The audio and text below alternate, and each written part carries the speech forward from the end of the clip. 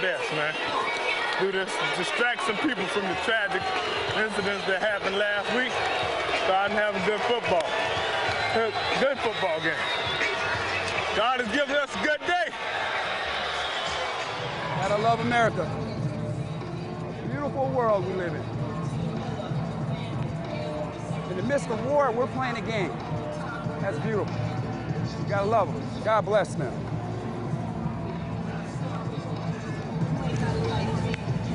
And we are live in Jacksonville, where the Jags will be hosting Tennessee today. 9 games to kick shortly. Players being introduced all across the country right now. And as we get set to send it out to the games, your final thoughts? I'm thinking about Miami. I really believe they're a team that doesn't get a lot of respect, but what they've got to do, they've got to protect Jake Fiedler. That game turned last year in the playoffs, and that one interception changed the momentum of that game. They cannot turn the ball over earlier. You know, and emotion will be huge. Emotion will be huge in this game, in all these games today. But emotion wins the first series. Your focus, your preparation wins the football games. And I fully expect, like you said, Mike, that there are going to be some teams that will have problems focusing. Oakland at Miami, players being introduced. Jerry? Well, I think the big loser for the rest of the year will be the terrorists. You don't tack America and win. Ladies and gentlemen, number 7, Kenny Mixon.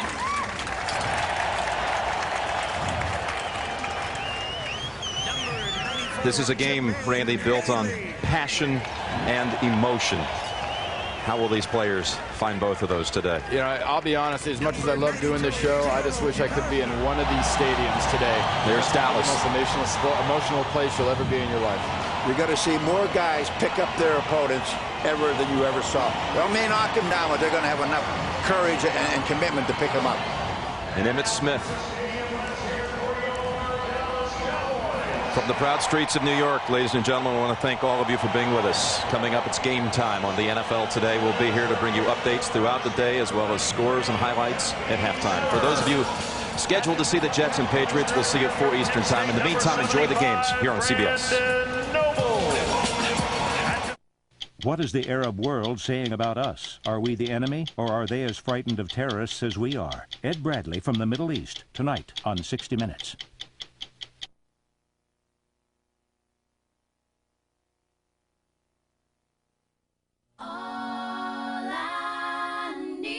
Is all I need. I've got a brand new grandson. I still have a younger brother in college. I email him a lot. Very easy to use. Instant messages are amazing. I love hearing You've got mail. AOL is really quick. America Online has new music. I feel like a part of a community with AOL. She's always on AOL. Customer service has been superb. I love AOL. America Online, so easy to use, no wonder it's #1. Call 1-800-4ONLINE. Welcome back to NFL Sunday Ticket, everybody. I'm Spencer Tillman. As we strive to return to familiar activities, here's a quick rundown on this afternoon's matchups. The defending champion Ravens take on the revitalized Cincinnati Bengals. The Raiders and the Dolphins face off in a rematch of last year's divisional playoffs. And Doug Flutie leads the new-look Chargers into Dallas.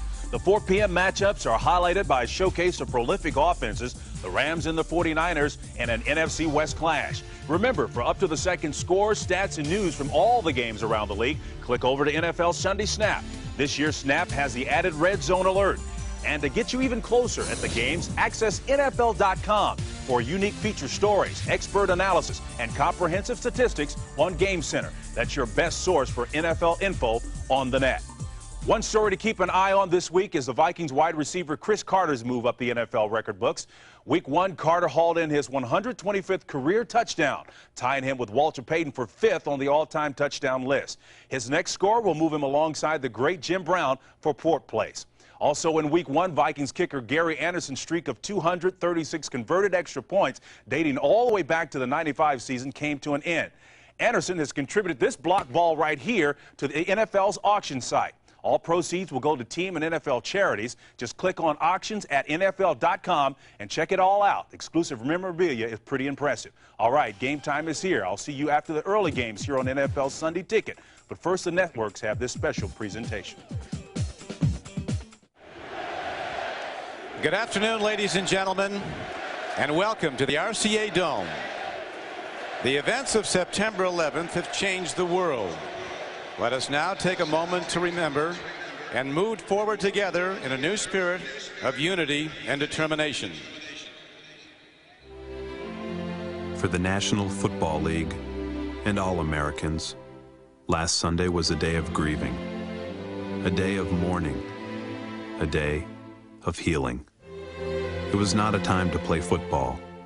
It was a time to lend a hand and give a hug. It was a day when our football heroes paid tribute to other heroes. Now, with a new sense of purpose, it is time to return to work and play, to open our stadiums and move forward, to return to football and everything else that America stands for, to take our first step together with dedication and determination, while never forgetting where we've been and where we need to go.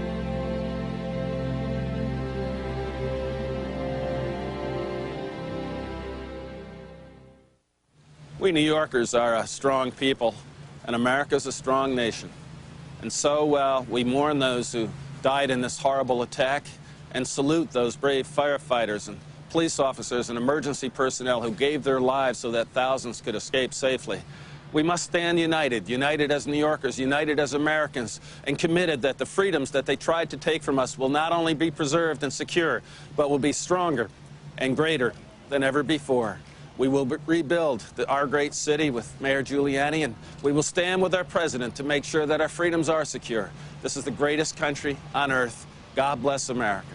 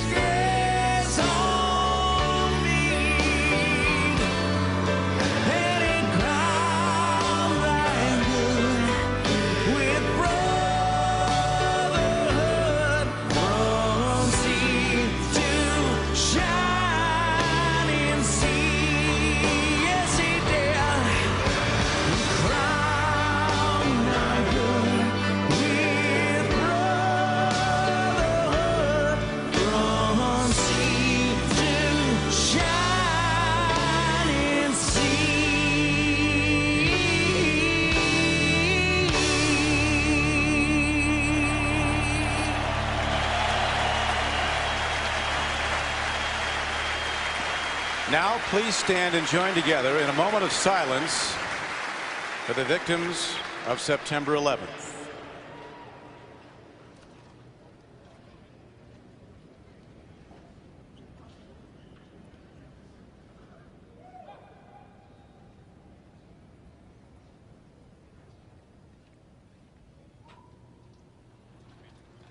Thank you. Your attention is directed to the field, where color guards from all 4 military services, the Boy Scouts of America, and the local fire and police departments are joined by the voices of IFD from the Indianapolis Fire Department, who will lead the audience in the singing of our national anthem.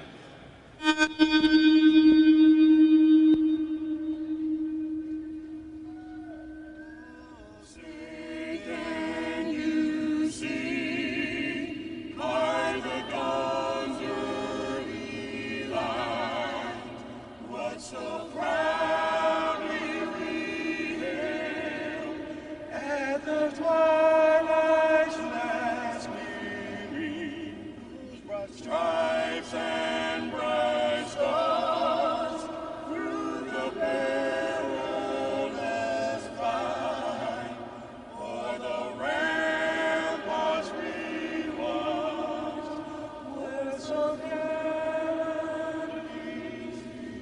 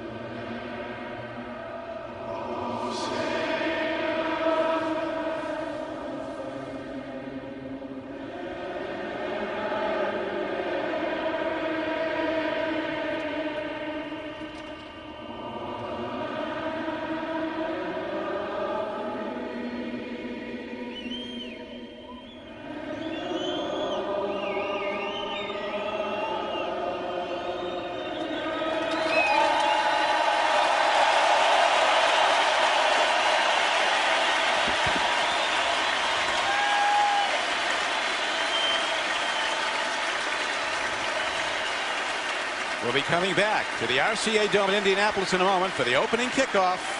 The Bills and the Colts. Subway presents Fresh Starts. A look at those teams and players determined to turn heads this season. Subway, eat fresh. On his 64th birthday, Bengals head coach Dick LeBeau was given the gift of victory thanks to running back Corey Dillon's 104 yards rushing in a 23-17 win over the Patriots.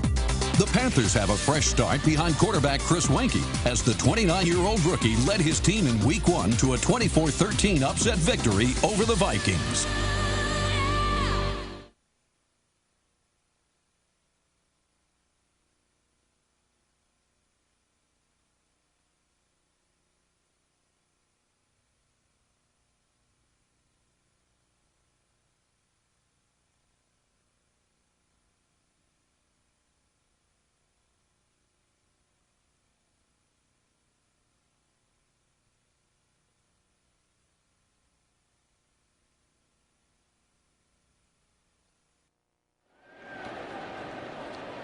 The RCA Dome is sold out as the Colts and the Bills are about ready to bring the season back.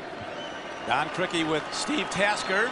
We welcome you at a time when the nation's honor, outrageous attack against it and the loss of so many, and now the healing process has begun. And Steve, I know you were a part of a Buffalo Bills team 10 years ago that played a very important game, actually a Super Bowl at a time of war. That's right. The country was involved in the Gulf War at that time, and I remember it was one of the most memorable moments of my career was the national anthem in Super Bowl 25, and I know for the players playing today around the league, they're not going to forget this Sunday for a very long time. Well, both coaches are deeply committed to bringing the game back and their players back after the layoff and the heartbreak. Jim Mora, the coach of the Indianapolis Colts, is a former United States Marine officer, and his counterpart Greg Williams, coach of the Buffalo Bills, had a very interesting perspective when he addressed his team last night. Well, he brought him in and he said, you know, guys, I got a question for you. If you were in New York and someone handed you a shovel, would you help? And everybody nodded their heads, of course. And he said, if they handed you a rope, would you help? And they nodded their heads, of course. And he said, well, someone has handed you a football.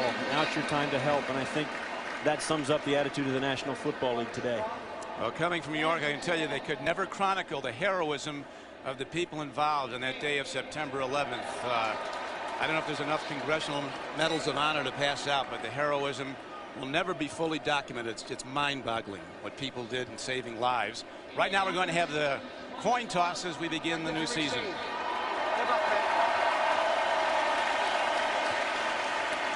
You know, Don, as these guys take the field today after a pregame ceremony of which we've seen, and it was hard not to be overcome with emotion, these players are going to be so full of pride and so inspired. I think we're going to see some special things today all over the National Football League. Peyton Manning, the man who leads the Indianapolis Colts, the best young quarterback in football. They're coming off an opening day win over the New York Jets. That was on the road. There is Manning, a sensational player now in his 4th year from Tennessee. And his counterpart, Rob Johnson, the quarterback for the Buffalo Bills, who had a tough opening day against New Orleans. He was sacked 5 times and threw a career-high 3 interceptions. But he's had some good days against the Colts, and he's planning to have one today. When you talk to the opponents of the Bills, they see Rob Johnson as a streaky quarterback. When he's on, he's unbeatable. But if you can keep him out of rhythm, you can beat this Buffalo Bills team and beat them badly. And that's what the Colts are going to try and do today. There is Greg Williams, the first-year head coach of the Buffalo Bills, after his years as the defensive coordinator of the Tennessee Titans. And across the way, Jim Mora, who spent 3 years as a United States Marine captain, also in the Marine Reserves. Ryan Moorman is ready to kick off for the Bills, and back deep is a very dangerous return man, Terrence Wilkins of the Colts. He broke a punt return last week, did Wilkins, against the Jets, actually 2 weeks ago, for a 78-yard touchdown. Here's the kickoff. Hit down to the goal line, and here comes Wilkins. Breaks it up the middle and dives out to the 26-yard line. Lance Brown was the first guy to make a hit on him. And now Peyton Manning brings out the offense of the Colts. This is a high-powered machine, as you see what Manning did the first week. Not a great week for him. He had the 2 interceptions, but they did win on the road. He's one of those quarterbacks. He may not have a great day, but he still gives you a feeling that this team is high-powered offensively, and they can get it done anytime they want. Last time these two teams met was toward the end of last season, actually, and the Bills came in here and were beaten 44-20. Manning takes off to run. Penalty markers are down. Manning heads for the sidelines. Takes a shot just as he goes out of bounds, but as mentioned, the markers are down. There's a gain of 4 yards on the play. The regular officials are back, headed by referee Bill Carollo. Making their presence felt on the first play. This is going to be probably illegal contact down the field on the Buffalo Bills. And you notice there before the snap. Got a hold on the Bills. That's exactly right. Automatic first down. Just before the snap, the Bills stemmed into a different defensive front, trying to confuse Manning. Holding 26 defense. 5-yard penalty from the end of the run. First down.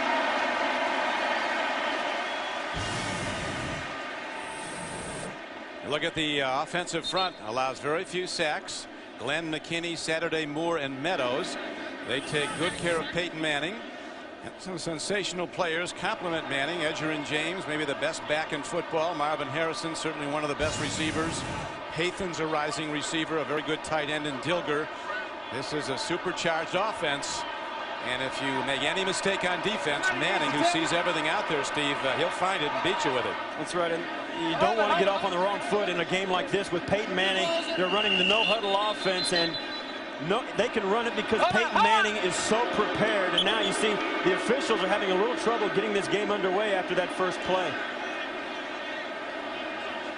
This is not just the renewal of the season for the officials. This is opening day for the regular officials. That's exactly right. And this Colts team under Jim Moore went into New York on the road in opening day, and they absolutely shellacked the Jets. They looked like a Super Bowl team on opening day.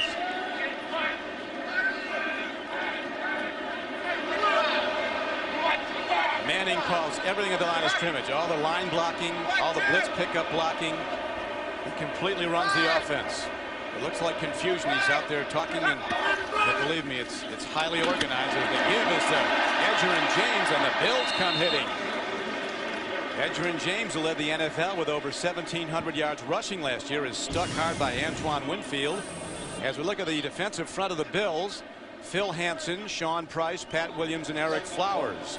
Linebacker core depleted now. They have Newman and Foreman on the outside. As you know, the great middle linebacker Coward is out with an Achilles injury. In the secondary, Winfield and Irvin at the corners. Rayon Hill and Keon Carpenter are the safeties. It's 2nd down and 12.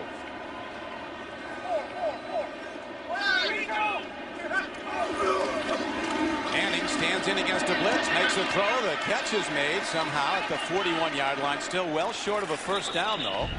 As Jerome Pathan, who's had 8 receptions for 93 yards against the Jets on opening day, goes near to the turf and picks it off. And you can see here as the Colts run the no huddle, the Bills still feel like they can make substitutions, and they have done that.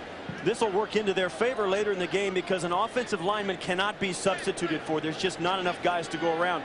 So if the Bills can keep a fresh front four up there, that'll take its toll on the pass rush and the pass protection of the Colts later on.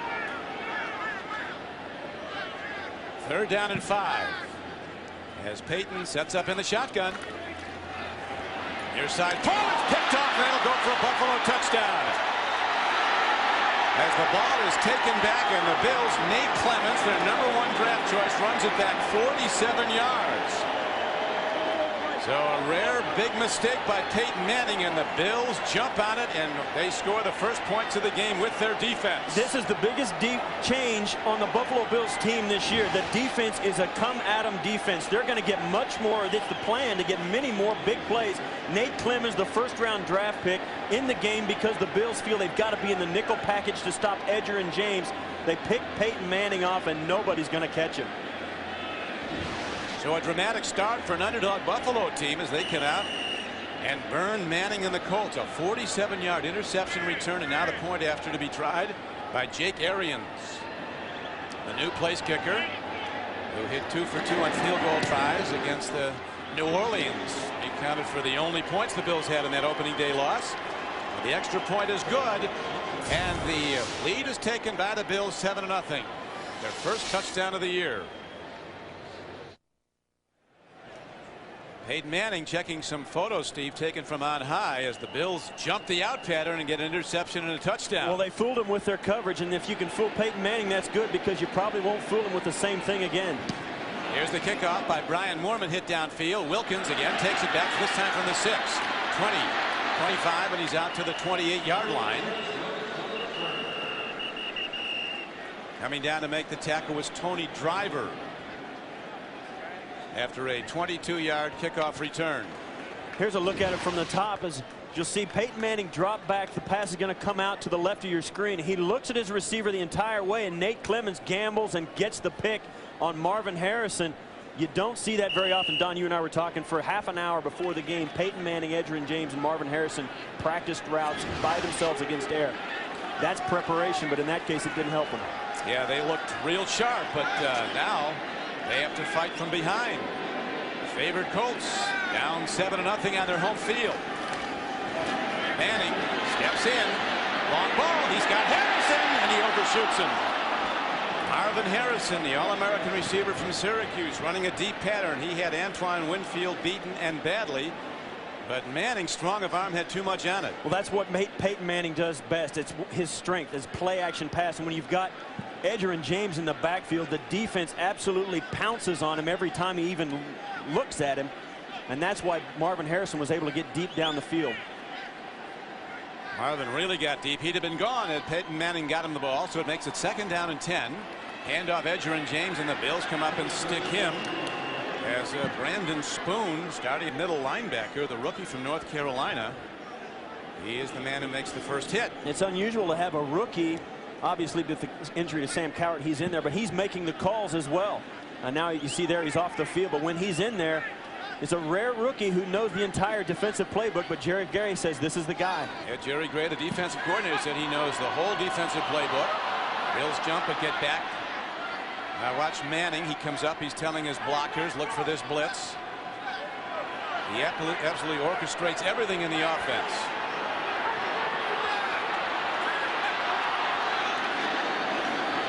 Down throw. He makes it to Dilger, who crashes ahead, but he's cut down by the Bills, and the ball's on the field, and the Bills say they've got it. And let's see if the official concurs. He does, as Kenyatta Wright appears to come up with the ball. We spoke to Phil Hansen, the defensive end of the Bills, yesterday. He said, we have got to get some turnovers. They are too good offensively. We've got to make them make some mistakes. And here in the opening moments, 2 crucial mistakes by Indianapolis has given Buffalo an opportunity maybe to go up by 2 scores. It's a very late fumble by Dilger as he catches the ball on a little out and in route. Peyton Manning looks away. Look how he looks the other way, then comes back late to Dilger. And watch here late as the fumble pops out, came out right away, and is a good call. First down and 10 Bills. Their first play from scrimmage on offense. Johnson throws, and he's off target as he tries to go to Eric Moulds. Rob Johnson trying to get the ball to his ace, Eric Moulds, who, as you know, Steve, was critical of the offense. He only got one completion last week to Moulds. That's right. Of the 27 attempts, we heard that Eric Moulds was the primary receiver on 19 of those attempts, but he just couldn't find him. Johnson in his 6th year from Southern California, big, 6'5", 215 pounds. Can run well, can throw well, but he's got to avoid the sacks. Now he dumps it off. Ball is taken by the rookie running back Travis Henry, and he's quickly taken down for a gain of only a yard. As we look at the Buffalo Bills on offense, a lot of new people in the blocking front. Fina and Brown, the two veterans. Connolly, the new center. Hulsey and Jennings on the right side. Travis Henry, good young runner from Tennessee. Center's a great receiving fullback. Moulds and Price, the wideouts. Remiersma is the tight end. Greg Williams liking what he's seeing so far. He's a defensive specialist, as his team now has forced 2 Colt turnovers. 1 an interception, return for a touchdown. 3rd down. Johnson stands in. Blocking's better for the Bills, but his throw is not close as he goes to Remiersma. And the Bills send out their punt team. As we look now at the Indianapolis Colts on defense, they give a lot of yards up to the rush. Scioli, Williams, Johnson, and Bratsky across the front. Linebackers Harris, Morris, and Morton. A much more talented and athletic core of linebackers this year, Don. Yeah, they have more speed. They start with Burris and Macklin at the corner. They start a rookie at free safety and Idris Bashir. Back there with him is a blitzer, Koda. Here's the punt, hit downfield by Moorman. Colts will let it hop inside the 10. Bills with very good special teams play. They'll down the ball at about the 5-yard line of Indianapolis. So a 3rd offensive set coming up for Peyton Manning. This time he has the long field to go. He'll start 1st and 10 at his 5. The NFL on CBS is sponsored by the HP PhotoSmart digital camera. How will you use it? Budweiser, with the crisp, clean, refreshing taste you'll find in no other beer. And by Chrysler, drive equals love.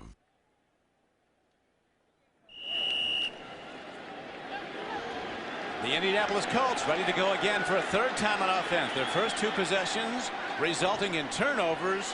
1 the 47-yard interception return by rookie Nate Clements for the touchdown as the Bills lead at 7-0.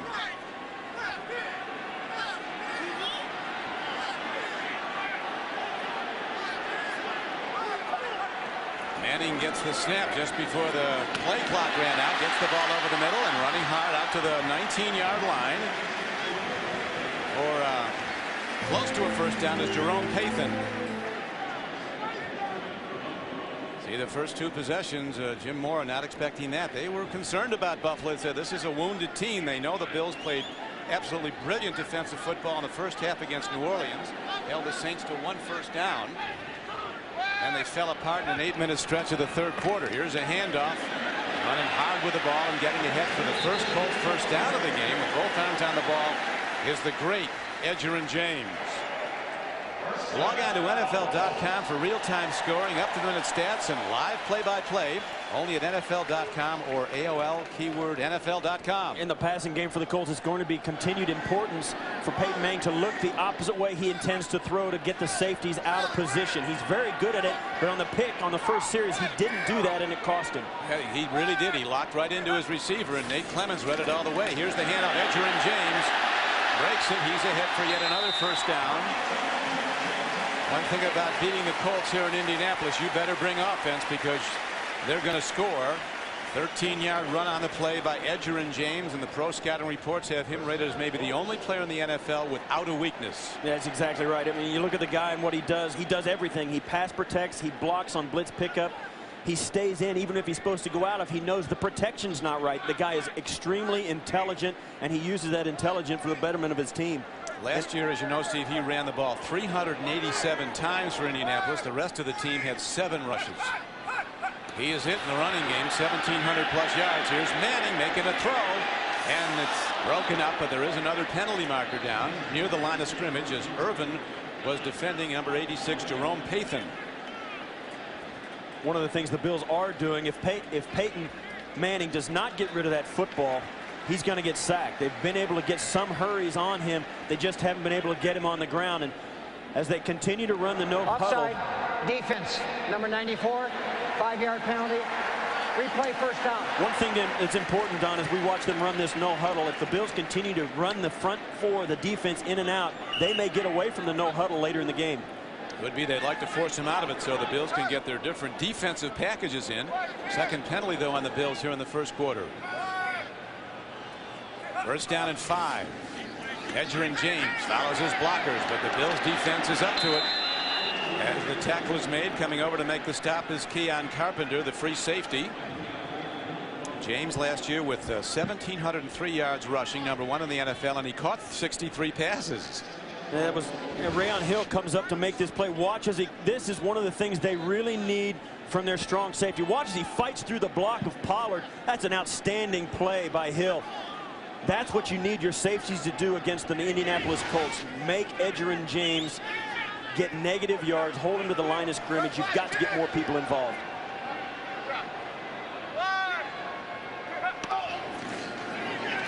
Second and 8. Throw and a catch. That's Pathan on the run. And he is taken down quickly by the sure tackling Antoine Winfield after a gain of 6 yards. But Pathan has been jump-started his performance, Steve, by the fact they drafted another wide receiver, number 1, Reggie Wayne. That'll do it, too. If you're a wide receiver coming into a contract year and your team you're on drafts a number 1 wide receiver, that's a good motivational tool. And Pathan, you saw that last week. He caught 8 balls for 94 yards. That's as good a game as he has had as a professional. And Peyton Manning told us, he thinks the reason is they've got Reggie Wayne waiting in the wings. And they'll see Reggie today. He'll play for the first time. He's been out with an ankle sprain. Manning 4 of 6 for 30 yards. 1 interception of Manning by Nate Clements. Run back 47 yards for a touchdown. Throw, open receiver. This is Dilger. As the Buffalo defense is totally out of position. A brilliant play by the Colts. And Dilger is down to the 10-yard line. What a masterpiece. 43 yards. 3rd and 1. And the Bills weren't even in the picture on defense. Well, the Buffalo Bills forced Manning into a mistake early in this game. Now Manning forces the Buffalo Bills into a mistake. Finds Dilger sneaking out. Nobody picks him up, and that is a blown coverage. And Dilger goes down the sideline and looked like he was going to make it, but Antoine Winfield comes back to get him. He takes a shot here. He does. And Dilger, a very good tight end in his 7th year from Illinois. 253 pounds. He can stretch the field with his speed. Here's Manning now looking to get the equalizer. He looks, he throws, he makes a connection to Pathan. He's down to the 2-yard line. Ken Irvin saves the touchdown, but for the moment. That was a protection completion. Peyton Manning had a lot of time to let that play develop. And when you're down inside the 10-yard line, that's crucial for an offense. If you're not going to run the ball, you've got to have a lot of time to throw it because there's no room for the receivers to get open. They need extra time. They do give him good protection. Last year, the Bills gave up 59 sacks of their quarterback. Manning has been sacked 58 times over the last 3 years. You know, over the course of the game, Manning's going to sting you once in a while. You've got to rebound as a defense, though. Second down. Manning takes a look, makes a throw. Open man, but he overshoots Dilger. It'll be 3rd and goal. Kenyatta Wright, second-year linebacker, was running with the tight end on defense. Yeah, Kenyatta Wright is sharing time with Brandon Spoon. In a perfect world, Brandon Spoon will take 1st and 2nd down. Kenyatta Wright will take the passing downs. And this is Jim Moore. Thinks he's got a touchdown.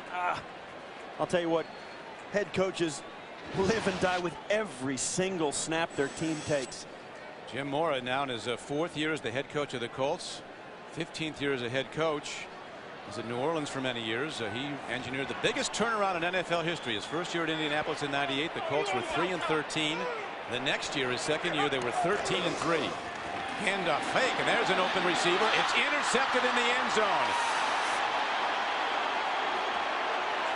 Penalty flag as well in the back of the end zone. Might be. Let's see who the call is. May go against the Buffalo Bills. I don't know. The Colts offense is coming off. I don't know if they didn't see the penalty flag. I don't think they see the flag. There is a penalty marker down in the end zone. We have no signal from the holding on the Bills, first down Colts. So Nate Clements, who almost had a second interception, but it's negated by the penalty call. And that's the frustrating thing for a head coach. 26, defense. Half the distance to the goal, automatic first down. You tend as a player to start to get a little bit panicked when the offense gets down into your end. You think maybe they're going to score, maybe this might be the play. They start to hang on a little bit. And I'm telling you what, Don, 2 weeks ago with replacement officials, that call is not made. That's a good point. The replacement officials left the yellow in the pants. They didn't throw the flag a lot. And now, instead of an interception and a third turnover of the first quarter, it is instead a first down for the Colts. Edger and James try in the middle. Bills giving up yards grudgingly. No touchdown signal yet, as they're waving in the linesman to say that he got over, but the Bills say no. No signal yet. They could still pop out of there. You never know. Now the second down. But holding in the end zone is an absolute crusher for a defense. It's first and goal on the one. Watch, here's Edger and James. There's nothing frilly about this. Just get in there. The off guard pulls in. That's a touchdown. Yep. And I'll tell you what, Jim Mora may want to throw the flag on this. Doesn't look like they're going to. No. Second down and goal from inches away. Edger and James, he's in. And the Colts are within an extra point of tying the game. That's too good an offense to give them first and goal on the one and expect to hold them out. As good as they played in the first couple of series, now they've had a couple of problems on their defense, mental mistakes and some physical mistakes, and Peyton Manning and company make you pay. Edger and James in his third game of his third year in the league. He's already scored 38 touchdowns in the NFL. Manning 4 of 5 for 67 yards in that drive. Well, when the scouting report on a guy says he's got no visible weakness in his game, that says a lot in a game where you play with your body and your mind at the same time. Good time, guy to get the ball to, and they do as Vanderjagt hits the point after, and Coach Morris sees him take it in, and now his Colts have tied the game. They'll kick off when we come back. Welcome back to Indianapolis. Don Criqui with Steve Tasker, Tom Moore, offensive coordinator, going over a game certainly worked on that drive. 10 plays, 90 yards. Edger and James on the payoff end. He's in his 35th NFL game, and he scored 38 touchdowns so far in the regular season. Kickoff. Two rookies are back. Driver from Notre Dame and Nate Clements from Ohio State. This is Clements, who ran the interception back. Jerry Gray was saying that Clements is elusive enough to play as a running back, and this time he's cut down at the 20. Yeah, he impersonated Edger and James during practice all week. So the Bills send out their offense, which hasn't done much, but the defense has been terrific. The NFL on CBS is sponsored by DirecTV, the #1 digital satellite entertainment provider. And by Michelin, because so much is riding on your tires.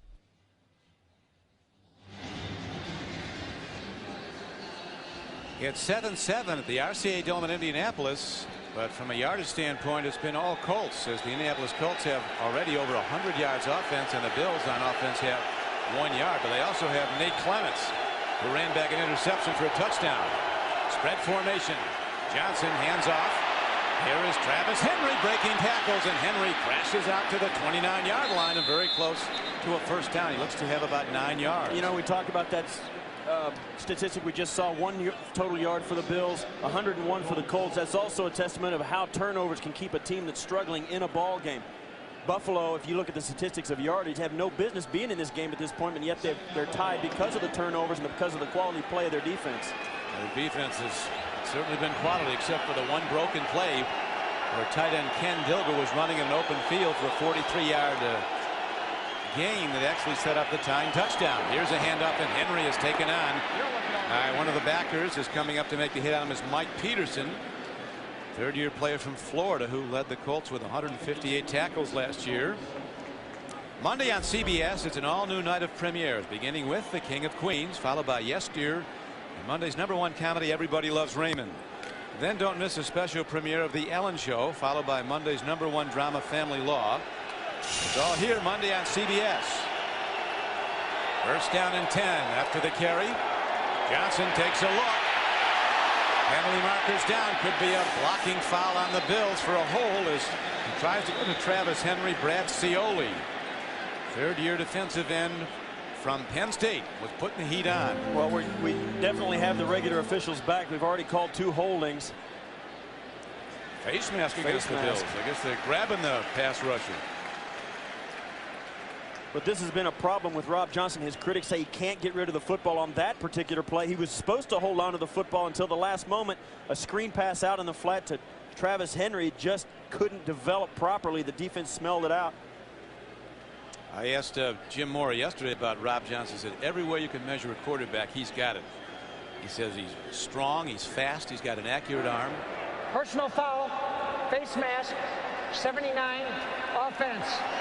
15-yard penalty from the previous spot. Reuben Brown, the Pro Bowler, gets called. Right there at the right guard. You see him grab the face mask right there. But I'll tell you what, Don, if you come into Indianapolis and your offense struggles or takes a day off, you may as well forfeit the game, because Peyton Manning and his crew are going to put some points on the board. I don't care how good your defense plays over 4 quarters. They probably have to score 30 to have a chance to win here, because they are going to score. The Colts, they have one of the great offenses in the recent years in the NFL, along with the Rams.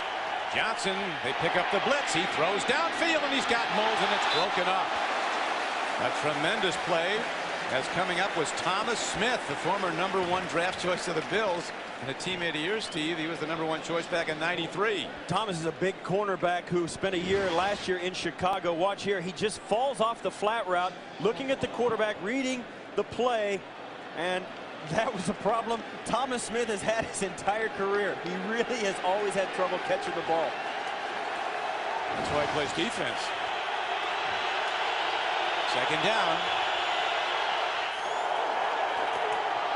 Go up the middle, and there's not a whole lot going on there. The Colts middle backer is on the play. Rob Morris along with Peterson, who's a very, very fast player. Mike Peterson. Josh Williams also on the tackle. And there is Ellis Johnson, 62. Who is maybe the best Colt defensive lineman. The Bills had the idea to come in here. They knew they had to play mistake-free football to give themselves a good chance to win this game, because they know Indianapolis doesn't make mistakes.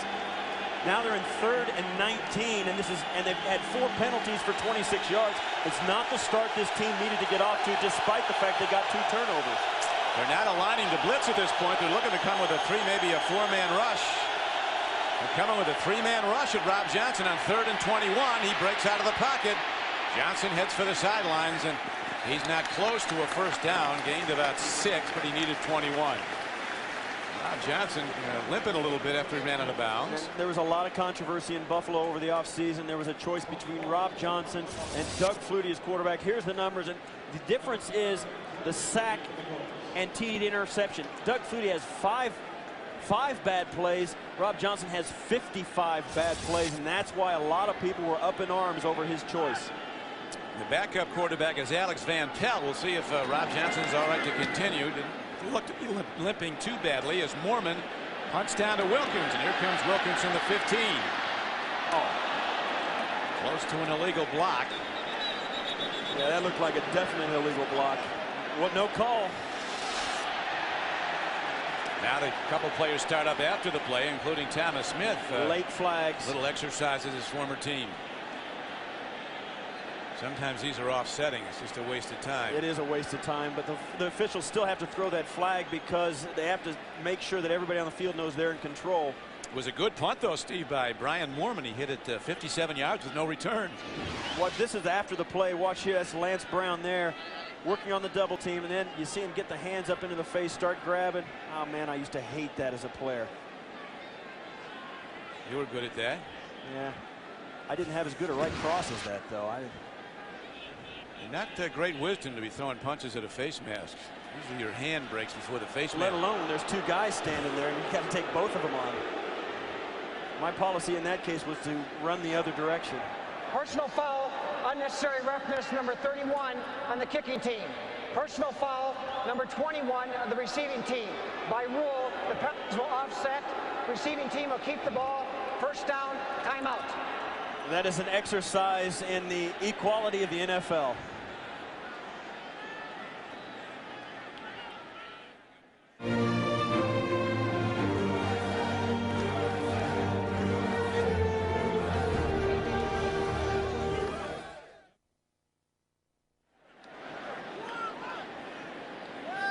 Welcome back to the RCA Dome. High game 7-7. Manning looking to throw in first down. Gets Harrison on a crossing pattern. He's ahead for a first down and a gain now of 16 yards up to the 40-yard line. Antoine Winfield brings him down, but does it 16 yards downfield as it looks like the Colts, Steve, are getting up to speed on offense. Well, the Bills are in man-to-man coverage, and if you're going to do that, your corners have got to hold up. Nate Clements comes in, tries to trip him up, had coverage. If you're playing off as a cornerback, the only thing that'll beat you is a short pass in the long run, and that's what Marvin Harrison did. Last season, Manning threw 571 times for the Colts. No other quarterback threw a pass for them. That's another thing about him. He's always in the lineup. Gets back. They get an open guy. Pathan's wide open. No Bill near him. And the Colts burn the Bills. And we'll see now if that's a knockout punch, if the Bills can rally back. A 60-yard touchdown play. You burn Manning, he'll get you.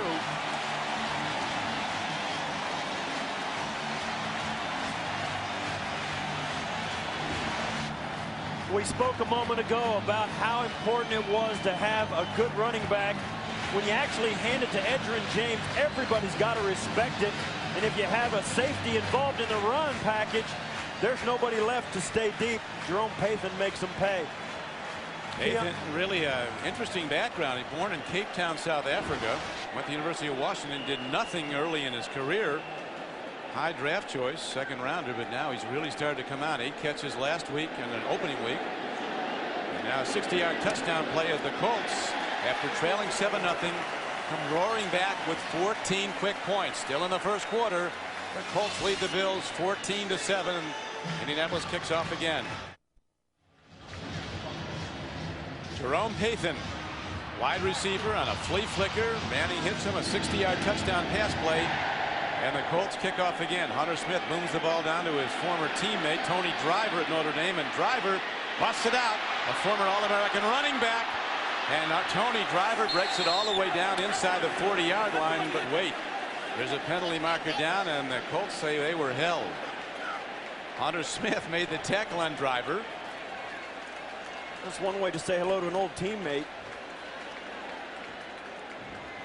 61-yard return, but is all coming back. Holding on the Bills.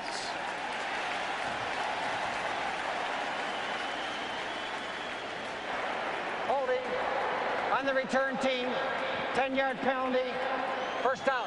You know, we spoke to Greg Williams yesterday, and he said we've got to win the field position battle to make them go 80 and 90 yards for scores. This is the touchdown. I'll tell you what, this is how you keep the safeties of the Buffalo Bills out of the run game. Now they can't attack. Look at that. We've had 2 long pass plays, Steve, where the Bill defenders weren't even on the screen. That's exactly right. It all comes down to how important Edgerrin James is to their offense. 158 yards passing for Manning. 8 of 11. He's got all the yards passing. Bills still with no offense. First down and 10 for Rob Johnson. Handoff. And the young runner Travis Henry's taken down after a gain of maybe a yard. Bill, the Patriots say that they feel the Colts' run defense is their real weakness. They've scouted them heavily. They'll be playing them soon. Well, they gave up 4.8 per rush against the Jets. But you know, when your offense is playing the way the Colts offense is, your defense picks up its pace. They play inspired. And sometimes an inspired football team is better than a talented one. Well, the Bills were inspired by the play of the rookie, Nate Clements, who ran back an interception, 47 yards for the opening touchdown. But now still in the first quarter, Manning at this pace is headed for a 600-yard day throwing the ball. Unlikely he can keep it up. Here's Travis Henry with a big play, and he breaks it on a swing pass and gets ahead for a Bills first down on 2nd down and 9. He's ahead all the way out to the 37-yard line. An 18-yard gain, 19 yards they'll give him. Coming up on the Nextel halftime report, join Jim, Mike, Randy, and Jerry for all the scores, highlights, and the latest NFL news, plus a CBS News update. America fights back. That's one of the things about this Bills offense they've got to do. Just get the ball out of Rob Johnson's hands. They've got a lot of good people at their skill positions. They've got to get it to them. Well, they have 3 skill position players, wideouts in there now. They're going to go to the run. Reuben Brown pulls nicely. And running with the ball is Larry Centers, who doesn't run much, mostly a pass catcher. And this is one of the things the Buffalo Bills would love to do, is just hang on to the football. They saw how effective Peyton Manning was on offense. He's still and limping. they've got to keep him off the field. And that is the end of the first quarter with the score. The Indianapolis Colts 14, the Buffalo Bills 7. We'll return to the RCA Dome right after this message. The game is back. The NFL renewed. Lots of number 18 jerseys. I wonder if Peyton's got a concession on that. Second down and short. Handoff. Turning wide is Travis Henry. He is stuck hard and short of the first down. Big hit put on is coming up was Mike Peterson, that outside linebacker, number 52, as you look at the first quarter number. Yeah, they speak for themselves. Total yards 45 to 177. And look at the time of possession and the turnovers that really are the only thing that kept Buffalo in that first quarter. But you saw there is the run game of the Buffalo Bills is still a priority, and it's important that they stay that way. Travis Henry has got to stay involved in this offense so that Eric Moulds, Jay Remersma, and Peerless Price can catch their share of footballs later on. Here's a short yardage play for the Bills. Johnson looks to throw. He needs just over a yard, and it's incomplete. And there's also, though, a penalty marker down in the secondary, and there could be a call against the Colts that would give the Bills a first down. Johnson gets up limping again. Looked like he turned an ankle on that running play. Yeah, he's been limping ever since he ran out of bounds one series ago. Illegal hands to the face on the defensive secondary of the Colts. Illegal use of the hands, hands to the face, number 53, defense. 5-yard penalty, first down. Marcus Washington, outside linebacker. Rob Johnson hanging in there. You know, the problem, a lot of people have said Rob Johnson is a fragile quarterback. He is a very tough guy. He takes a lot of hits, as you can see. The problem is he takes so many hits, he does break once in a while. Well, you know, slow decision making. There's Van Pelt, the backup. Slow decision making leads to sacks, leads to injuries. He's not finished 8 of 19 starts in his career with the Bills. Remersma makes the catch, ahead for a gain of about 9. Down to the 42-yard line. There's Rob Johnson's numbers from the first week of the season. 16 for 27. The 3 interceptions, that's not usual. He is usually does not throw very many interceptions. Even when he has a bad day, he usually takes sacks. But in opening day, he took both interceptions and sacks. Let's see what he does now on second down and a long 2. Comes the rush. Good throw by Johnson as he gets Larry Centers, who just made his 690th career reception as a running back, all-time leader among runners. You want to talk about a guy who's a huge pickup for the Buffalo Bills. It's that guy right there. You watch Larry Centers practice. He'll catch 25 balls in a Buffalo Bills practice. All of them will be one-handed, and he won't drop a single one.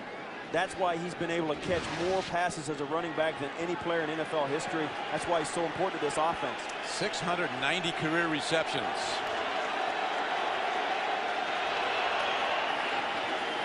Reverse. Here comes Peerless Price with a wave of blockers in front. He could go. Price is inside the 5-yard line and down to the 3.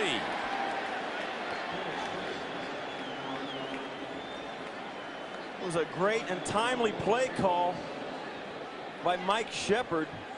It was a great play by Rob Morris, the linebacker for the Colts. He ran this play all the way down. Watch, right there in the middle of your screen, you'll watch him move out to the left, gets blocked, and as Peerless Price comes around, Rob Moore chases him all the way down the field. Peerless Price does a good job of being patient. Look at Reuben Brown, Sheldon Jackson out there, and there he is. Rob Johnson, watch the block he lays out. Now Still throwing it around. Bills take it in. This is a defense of the Colts that gives up a lot of yards to the rush. As you mentioned, 4.8 per carry to the Jets. They give up nothing here, but Travis Henry's not done. And Travis Henry takes it down to the goal line and scores. So the first tackler didn't wrap, and Travis Henry bounces outside and goes 4 yards for a touchdown. And the Bills are within an extra point of tying the game. Well, you can see why it's easy to start a rookie in the NFL if he looks like that guy. Broke a couple of tackles, stayed on his feet, showed great patience and awareness to go back to the outside, and then had the speed to get to the corner. Watches the plays balled up, and this is a problem, and a lot of defensive coordinators pull their hair out. You can't tackle a running back around his shoulder pads. You've got to take his wheels out. Finally, Chad Cota runs him down but it's too late. Now Jake Arians on the field to try the point after. And he ties the game as Travis Henry, rookie from Tennessee, a second-round draft choice, has his first NFL touchdown. He did it all by his lonesome. Travis Prentice, who just scored his first NFL touchdown on a 4-yard run where he was hit and stopped and bounced outside and took it in. See the Bills running well, a little bit misleading because most of the yards on the rushing came in that long run by Peerless Price. But it also gives the Bills with the score an ability to keep on with their run game. Ball hit downfield. Coming up, Terrence Wilkins. He broke a long return for a touchdown against the Jets on a punt return. This time he breaks the kickoff return out to the 39-yard line, a 28-yard return. Tonight on 60 Minutes, what is the Arab world saying about us? Are we the enemy? Or are they as frightened of terrorists as we are? Ed Bradley reports from the Middle East. Has tonight on 60 Minutes. 39-yard line is the starting point for this drive for Manning and the Colts. High game, 14-all. Bills led early in the game as Manning threw an out pattern that was run back on an interception by Nate Clemens for 47 yards and a touchdown. You see there, he'll call a play and then call a snap count and then start all over again as the defense thinks is ready to snap the ball. Quick drop. Manning throws. Beautifully played ball as the receiver comes back at it as Pathan really emerging into a star player. That was a 21-yard gain, and he was well covered. That's so disheartening for a defense. Kenny Irvin on the coverage, a stop pattern where the receiver's actually going on a deep route. Peyton Manning throws it behind him, and the receiver has to adjust to it just as the defensive back does. But because he's ready for it, he's able to do it. Colts setting up now, just inside the Bills' 40-yard line. It looks like confusion, but it's all orchestrated. Manning says, you want to know what comfort is? It's knowing that whatever I call at the line of scrimmage, every one of my guys knows exactly what we're doing. Long ball, he's got a guy. Touchdown, Indianapolis. Marvin Harrison burns the Bills for a 39-yarder.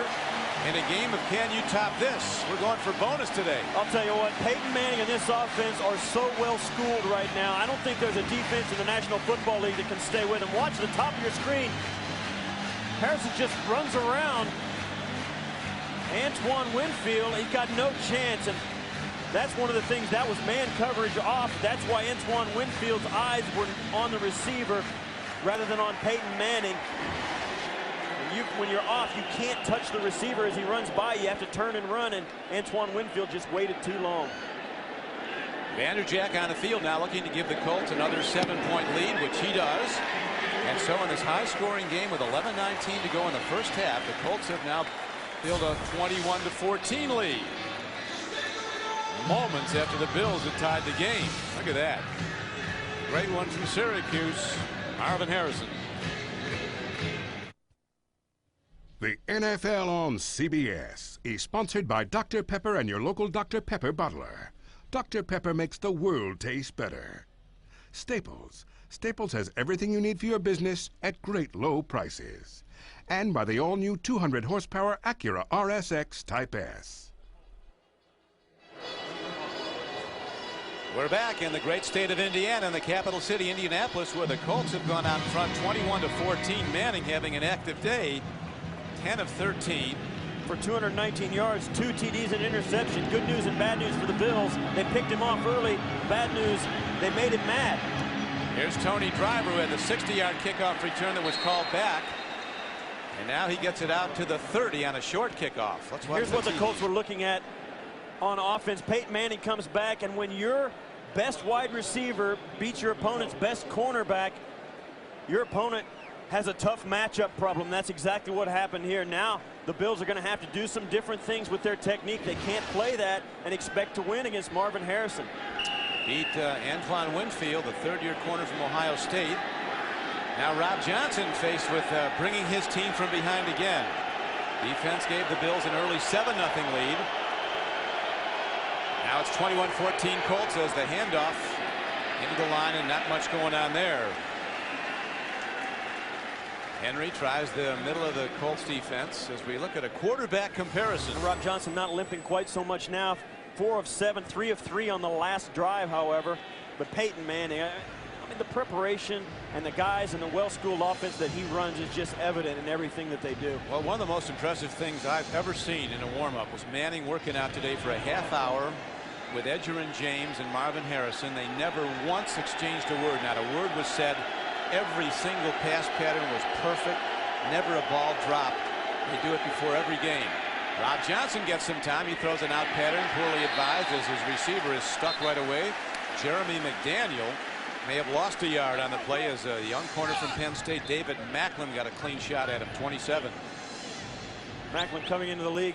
It's tough to start at cornerback in the National Football League, let alone right out of college. But this is a defense that needed a lot of help. They addressed it in the offseason. They made themselves more athletic. They put more speed in the backfield and in the linebacking core to chase guys down, and I think they're seeing some results of that. They are. The corners on the Colts, one of them's a former Bill Jeff Burris and Macklin, are very good cover players, but they're not real fast. Somebody like Moulds can get him deep unless he gets help. Moulds running a deep pattern now. Rob Johnson looks at him, fires to Moulds, intercepted. Here come the Colts back with the ball as Chad Cota picks it off and takes it down to the 41-yard line. Well, he did indeed go to Moulds, but the ball caroms off him, and Chad Cota makes the pick. 12-yard return.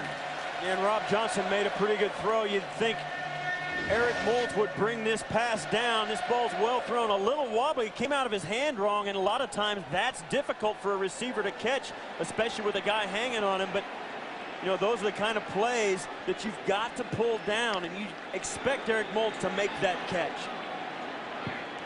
Chad Cota, of course, the man who runs the Indianapolis Colts, Bill Polian, the former executive with the Bills, 5-time NFL Executive of the Year.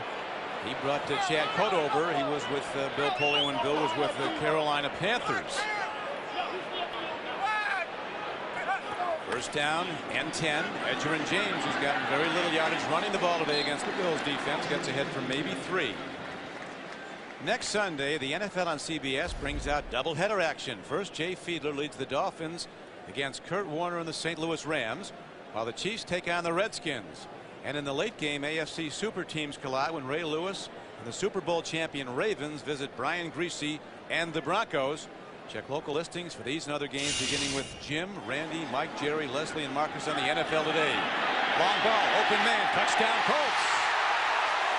Marvin Harrison shooting ducks in a pond at close range. For the Colts, a show of force. For the Bills, a defensive embarrassment. Right now, the defensive backfield for the Buffalo Bills is walking around. Nobody's talking to anybody. They're disgusted with themselves. This play, Marvin Harrison just runs right down the middle of the field and turns Keon Carpenter around. The one place in the defense where the Buffalo Bills don't have much experience is the strong safety and the safety position. Keon Carpenter, a one-year starter. Rayon Hill, his first year as a starter. Extra point hit up and good by Vanderjack. So the Colts, with 9:11 still to play in the first half, lead the Bills 28-14. The Bills' worst nightmare. Now they have to start throwing the ball virtually every down.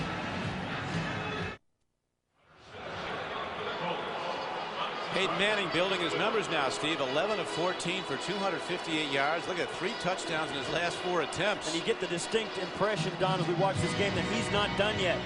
And now Rob Johnson has to chase him. He's going to go for bonus today. He's going to go for 100 if he can get it. Like you said, when he got burned early, he's going to be coming back. Here's the short kickoff as Tony Driver runs it back again, turns the corner, and Driver, was a Kentucky sprint champion in high school, is hit. Bills thought he got hit out of bounds and looked very close. Hunter Smith hit him, his former teammate at Notre Dame. You know, Hunter Smith, the Colts punter, he was a Hunter terrific. Smith is a good athlete. Great high school quarterback in Texas. 23-yard return. Obviously not afraid of a little contact either. That picks a team up, even though they did give up a very solid return.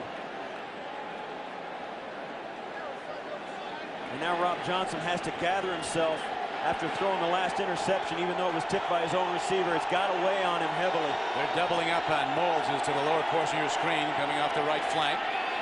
Here's a throw over the middle. Connections made. There he centers, makes the catch, and Rob Morris, the middle linebacker, gets him down as the Bills, a very unhappy group right now. They're getting burned down 28-14 after they led 7-0 and then came back after trailing 14-7 to tie at 14-all. And I'll tell you, it's frustrating on all sides of the ball. If you're the Buffalo Bills, they have to sit there and watch Peyton Manning methodically go out and put points on the board, and then you see their offense come out, have to dink it, throw short passes, stay with the run game to try and keep him off the field as well as score points. I was saying to Tom Moore, the offensive coordinator, watching the workout of Manning and his running back Edgerrin James, his receiver Harrison, I said, these guys are going to wear themselves out. He said, you can't get them off the field. They were the only ones out there doing it. I didn't see any Bills warming up at that point. Here's a throw to the near sideline, and Eric Moulds takes it and goes out of bounds, and he gets a first down. Tonight, after 60 minutes, Academy Award winner Richard Dreyfuss comes to CBS in his first television series. Don't miss The Education of Max Bickford. It premieres tonight after 60 minutes here on CBS. One of the things about these two teams you'll notice when you watch the Colts practice, everything starts with Peyton Manning, Edgerrin James, and Marvin Harrison, the three best players. Well, the Bills lost one of their best players last opening day, and Sam Cowart. They're still searching to find out who's going to lead them and who's going to say how it's going to be. Great player, Sam Cowart. Unlikely he'll play again this season, a Pro Bowl linebacker. And the Bills said they were faced with a situation where were going to have a rookie calling defensive signals.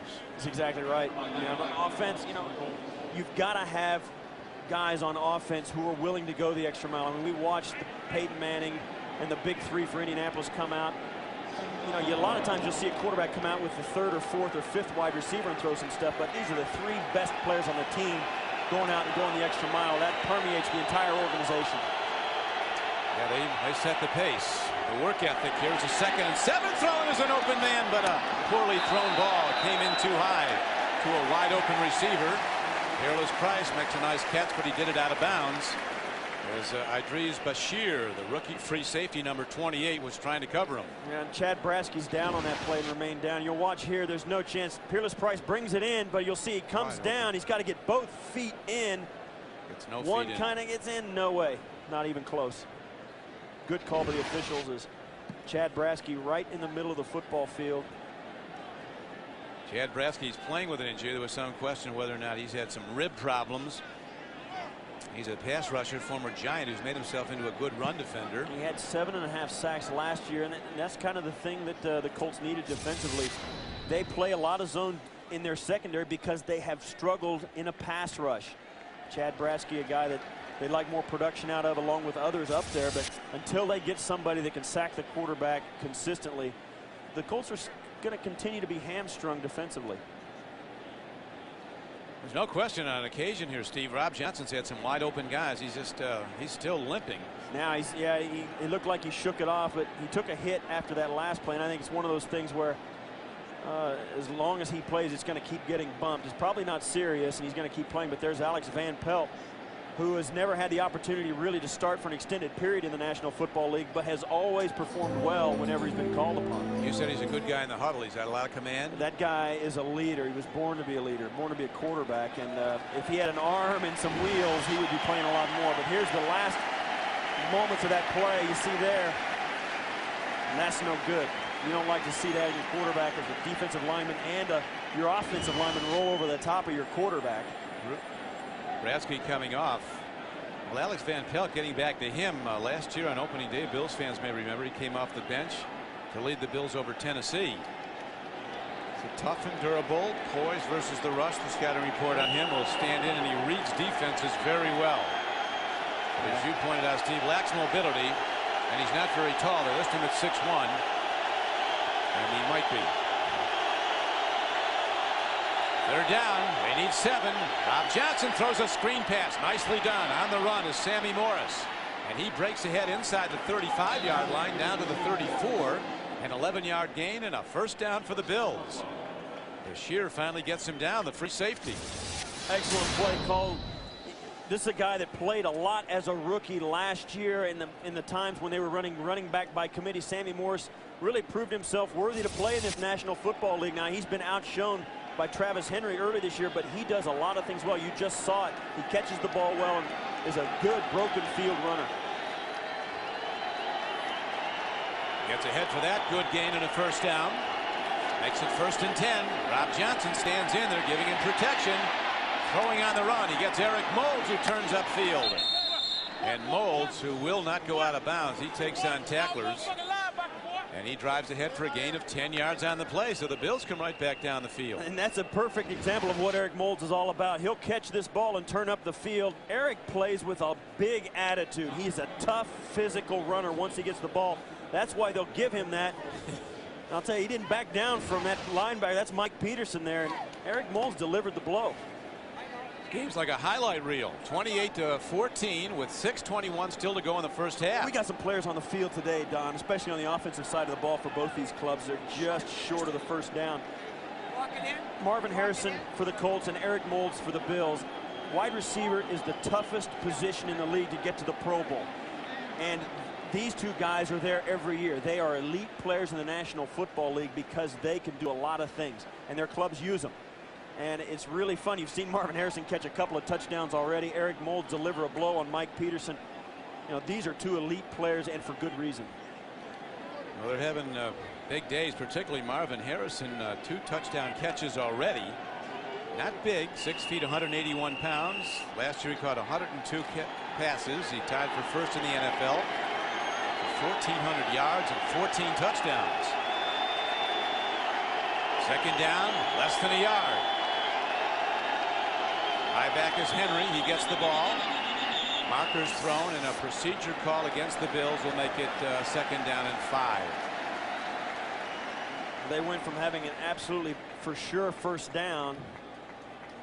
Now there's a question mark as Rob Johnson continues to limp. Prior to the snap, false start. Right guard, number 71. 5-yard penalty, remains 2nd down. Corey Hulsey, big number 76. A little bit of a hitch in his move there. As you can see, Corey Hulsey, number 71. Right in front, right here. You'll see it. There it is. It's just barely ahead of the snap count. Now the play call changes, though. They're going to throw it on 2nd down and 5.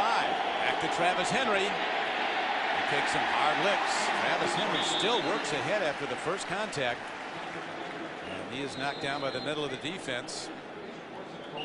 You see Rob Johnson limping around, has taken some shots today. This is the under pressure. Manning has not been sacked, been hurried once. Rob Johnson's been hurried 4 times, but been knocked down twice. Does he want to be out there? He does want to be out there. There's no question about it. He wants to be out there or he'd be off the field right now. I don't think his ankle is bothering him, although he's limping. In a right-handed quarterback and having a right ankle injury or right leg injury, he has to plant on that leg to throw. And I think that may be a concern. Jonas Jennings being attended to. Well, every opponent extols the toughness of Rob Johnson, but sometimes not knowing what his injury is, look to be an ankle. Sometimes you can't go if it's bothering you too much. Exactly right. These are the career games. 29 games for Rob Johnson. Has been sacked 89 times. And look at the difference between Peyton Manning. Now, Peyton Manning is a guy who takes every snap for his ball club. And you can tell priority number 1 for the Indianapolis Colts is to protect number 18. He's sacked 57 times over the last 3 years. And that was after a rookie season. None this year. That was after a rookie season when he took every snap and they were 3-13. Yeah. Well, their number 1 priority in putting their game plan together above everything else is pass blocking. Taking care of Manning because they feel he's the franchise. We just got a word from the sidelines of the Buffalo Bills that Rob Johnson's hip is bothering him. His hip is bothering. So they got a hip pointer. That's a tough one. It is. That hurts. It's very painful. It's not serious at all, but it is painful. I've had those, and it's not serious if somebody else has it. Yeah, it's not serious because it's him, not me. Like major and minor surgery. It's minor but somebody else. That's exactly right. 3rd down and 3. A hip problem, that's going to limit his mobility. And now we had the Colts leaving early, but were they drawn offside? Yeah, Jay Reamers had a false start. False start, 85, offense, 5-yard penalty, still 3rd down. This is the kind of thing that wears on a team as badly as anything. They had 2nd and inches, then they had 3rd and 5. Now they've got 3rd and 7, 3rd and 8. I mean, they're just doing it to themselves. The Bills have been penalized 6 times for 36 yards. The Colts 2 for 15. So now let's see, Steve, what goes on here on 3rd down and 8. Rob Johnson with an ailing hip. He's going to have to set up to throw.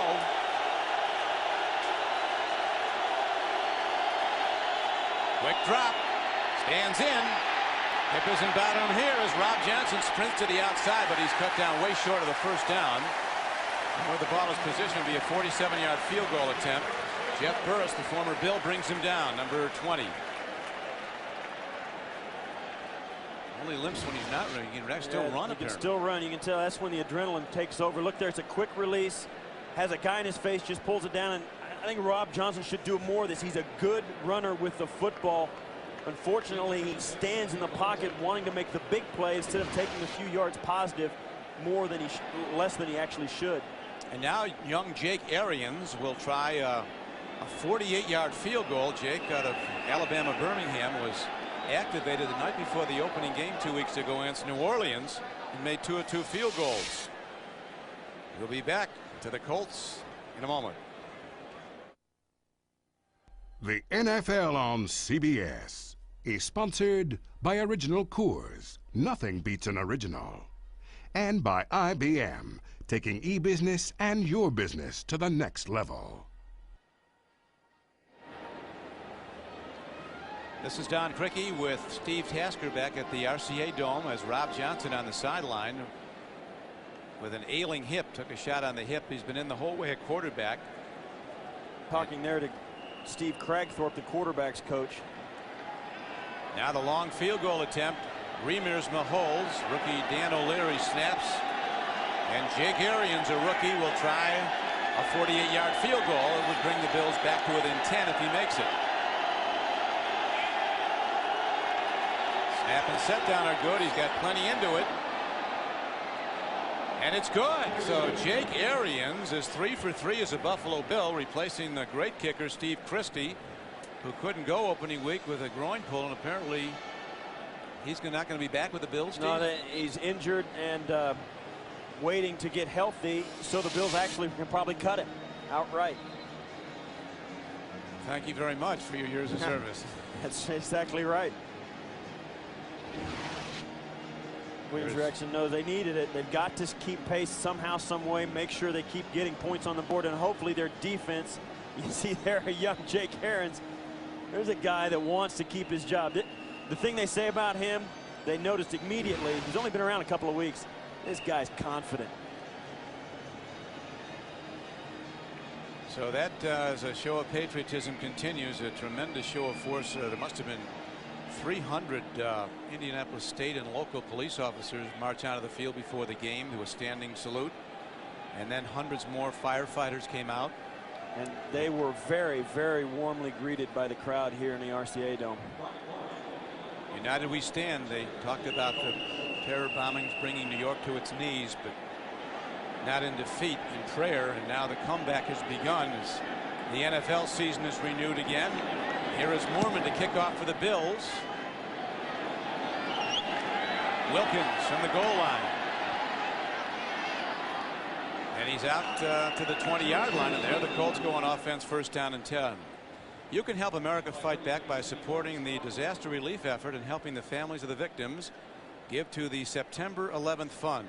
Call 1-800-710-8002. 1-800-710-8002. You know, Don, as we sit here in the stadium, it's one of the few stadiums where the home team is blue, the visiting team is red and white. Yeah. The stadium is absolutely awash in the patriotic colors of the country. It's been a really special day here in Indianapolis. Capital city of Indiana. Watching an offensive, really showcase performance as now the ball is to Edgerrin James, and he deftly steps out of bounds, but he gets a 1st down. You want to see how effective this offense has been. Look at the last 4 possessions. Touchdown, touchdown, touchdown. I mean, that is disheartening. You see here this little quick screen they just ran. Edgerrin James made the defense just look bad. 1st down and 10. Manning changing things around, making sure all the blocking patterns are set as he looks at the Bills defense. Timing throw, makes a connection. Real good player here. Marcus Pollard, a tight end from Bradley who never played college football. He was a basketball player for the Bradley Braves. Tuesday on CBS, when a hotshot corporate attorney gets into trouble with the law, his punishment is defending the most helpless clients, whether he likes it or not. Don't miss The Guardian, premiering Tuesday on CBS. Second down and 2, handoff to Edgerrin James, and he breaks it for not very much as the Bills come calling. Sean Price, 91, brings him down. It was a rare opportunity for Edgerrin James where he actually lost yardage. Peyton Manning's career high, Steve, for a passing in a game is 440 yards. He ripped Jacksonville for that last September. He's got 258 today in the first half. You know, I'll tell you what, Don, you cannot say enough about Peyton Manning and what he's meant to this organization since they drafted him. He's been a great one. He's heading to Canton, and ironically, the player they thought about drafting, Ryan Leaf's already out of football. Another quarterback. Edgerrin James on third down. Very smartly gets out of bounds. 9-yard gain. It's amazing to watch these guys work, though. Man-handed receivers, never a word spoken. Edgerrin James means a little bit to the organization as well. Watch here as he comes out, and this is just, you know, it's a good job by Kenyatta Wright, keeping him hemmed in. You don't have to go make the big hit. Just try and keep from getting pushed away by a good stiff arm. Edgerrin James is just so dangerous, and they use him every way they possibly can. Manning's completed his last 7 passes. First down and 10. Did they take too long? You'd think he's going to every time with all the conversation at the line of scrimmage. I think there might have been. That was a 2-minute warning. They caught us. 2-minute warning is concentrating given. on the play and missed the 2-minute warning. So the Colts lead it by 11. Coming up on the Nextel halftime report, join Jim, Mike, Randy, and Jerry for all the scores and highlights and the latest NFL news, plus a CBS News update. America fights back. There's Tom Moore, who was with the Steelers for 2 of their Super Bowl championship teams as a coach, the offensive coordinator, one of the best. Man who says that Chuck Noll used to say before the start of every game, let the second guessing begin. To Tom Moore. Here's a handoff to Edgerrin James. He finally breaks his first good run of the day. It's a 14-yarder. And that gives a first down to the Colts inside the Bills' 40. Interestingly enough, the Colts are going to continue to run the football inside the 2-minute mark. They must feel confident that they can run the clock out and not give the Bills a chance. Now they're throwing a catch. Marvin Harrison gets his head down and dives to the 30-yard line, a gain of 8. Marvin Harrison's having a big day. Harrison today has caught now, how many? 4 passes for 102 yards and 2 touchdowns. Hand off to James. Look at him dance and move and tank it inside the 25-yard line. Yet another first down as the clock continues to tick down. Manning huddling his team at their leisure. Now they call a timeout. One of the things about Edgerrin James is they hand him the ball in this 2-minute drill. You've got to think the play action pass is going to come at some moment from Peyton Manning. You talked about Tom Moore. He said one of the things Peyton does so well is handle the ball and convince the play action fake. Yeah, they say he's a great ball handler, Peyton Manning, great play faker.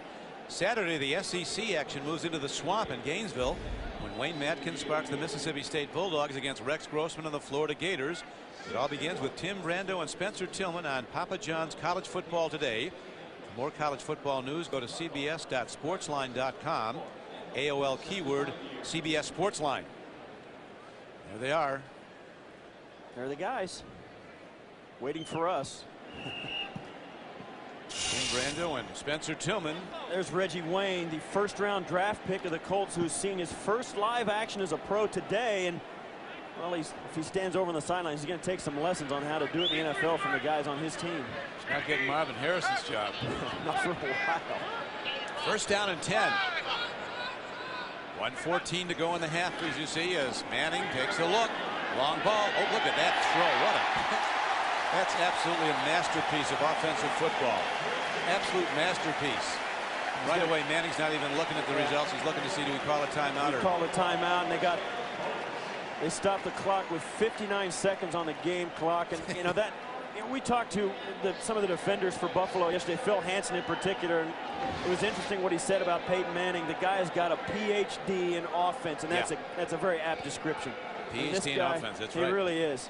9 straight completions now for Peyton Manning, who's completed 16 of 19 throws today for 317 yards and 3 touchdowns. You know, you'd like to compare him to some of the guys in the league, but he really sets a different standard than anybody else who's come into the league. You can look back over the years and say Dan Marino took his team to the Super Bowl. And Peyton Manning is a different type of quarterback. He runs the no huddle very well. I was involved with a team in Buffalo that ran the no huddle. Peyton Manning runs it in a way that they didn't run it in Buffalo. He runs it a little better. He's got the best attributes of Jim Kelly, who ran it, and Frank Reich. He's got total recall, as Tom Moore told us yesterday. He remembers plays from 2 months ago in practice and doesn't make the same mistake he did then because he remembers. He's an amazing player. And he is putting up numbers today after that early disappointment when he threw the interception. A terrific play by the rookie Nate Clements of Buffalo, who ran it back for a touchdown in a 7-0 Bills lead. Now with 1:03 left to play, a marker's thrown, and the Bills are pointing at the Colts. Big Phil Hansen, he said when we talked to him yesterday, everything's brand new offense, brand new defense, brand new players. Number 71, offense, 5-yard penalty, first down. You know, there's a lot to be said about that. Yeah, they've got a lot of new players, but I think the thing that makes a team struggle when you make changes more than anything is a new coaching staff and a new system. Every team in the league gets a lot of new players every year, but a new head coach with a new philosophy, a new front office, added with new players, new systems. I mean, it's going to take some time in Buffalo. Talking to Tom Donahoe before the game, he said there's going to be growing pains. They're feeling them today. They're going to be good. Play fake. Manning looks. Open receiver. Touchdown. Marvin Harrison, number 3 for Harrison today. 4th touchdown pass of the day for Manning. And the numbers build. We're not at halftime, and it's 34-17 Colts with the extra point try coming up. You know, you ask yourself, what can you be thinking? You see there, right there is the reason Jay Foreman bit on the play fake and just left Marvin Harrison alone. And it's a matchup problem down close where you have a linebacker on Marvin Harrison because you're afraid of the run game. And that's how potent this offense is. There's just too much to worry about. Extra point is hit up and good. And with a minute to go in the half, the Colts now extend their lead to 35-17. Vanderjack with the point after. A Canadian Football League standout, played collegiately at West Virginia. A long-range bomber. He can hit field goals from as far out as you need him. Wednesday on CBS, catch the show that critics are calling sensational. Takes Survivor off the island and out of the road. The Amazing Race continues with an all-new episode. That's Wednesday on CBS. Good way to go in a Ferrari. Yeah, that gets you around. And Marvin Harrison, you see there, you know that the Colts did something interesting this year as well in their backup quarterback situation. You see there is Peyton Manning talking there to the guy just over his shoulder. That's Mark Rippon. Out of football 3 years. You remember Mark. Yeah, with some consternation I remember him. Was MVP of Super Bowl 26 with the Washington Redskins, and that's exactly the kind of guy you want behind a guy like Peyton Manning. Experienced and a good locker room guy. Let's listen to a touchdown, how it sounds. After the kickoff, you'll hear the ball hit the soft hands of Marvin Harrison for his 3rd touchdown reception of the day. 35th time he's connected with Peyton Manning for a touchdown throw. Hunter Smith booms a kick down, and here comes Nate Clements, who's been in the end zone once today on the interception return. And Nate Clements takes it out across the 25 to the 27-yard line. Now let's listen to some natural sound on a touchdown play.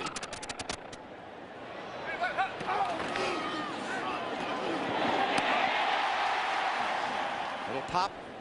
Little pop, little catch, a little hug in the end zone when you do.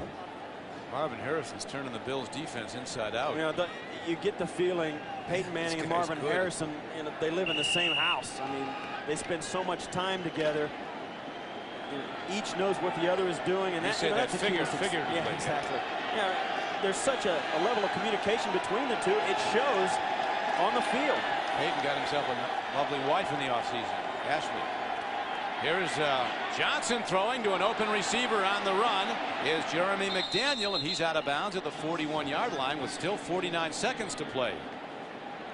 You like touchdowns, this is the place to be. A 14-yard gain. One of the things that's happened to the Buffalo Bills, they've had some problems on their offensive line. Jonas Jennings is out of the game, and Chris Ferris is in, the 6'8", 322-pounder, trying to protect that guy, Rob Johnson, who's 10 of 15 for 85 yards.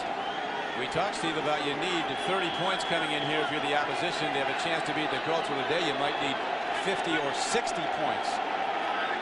Here's a blitz. Johnson bounces off it, moving on the run, and he loses the ball and is knocked out of bounds. Jeff Burris is the guy who hits him with 41 seconds left.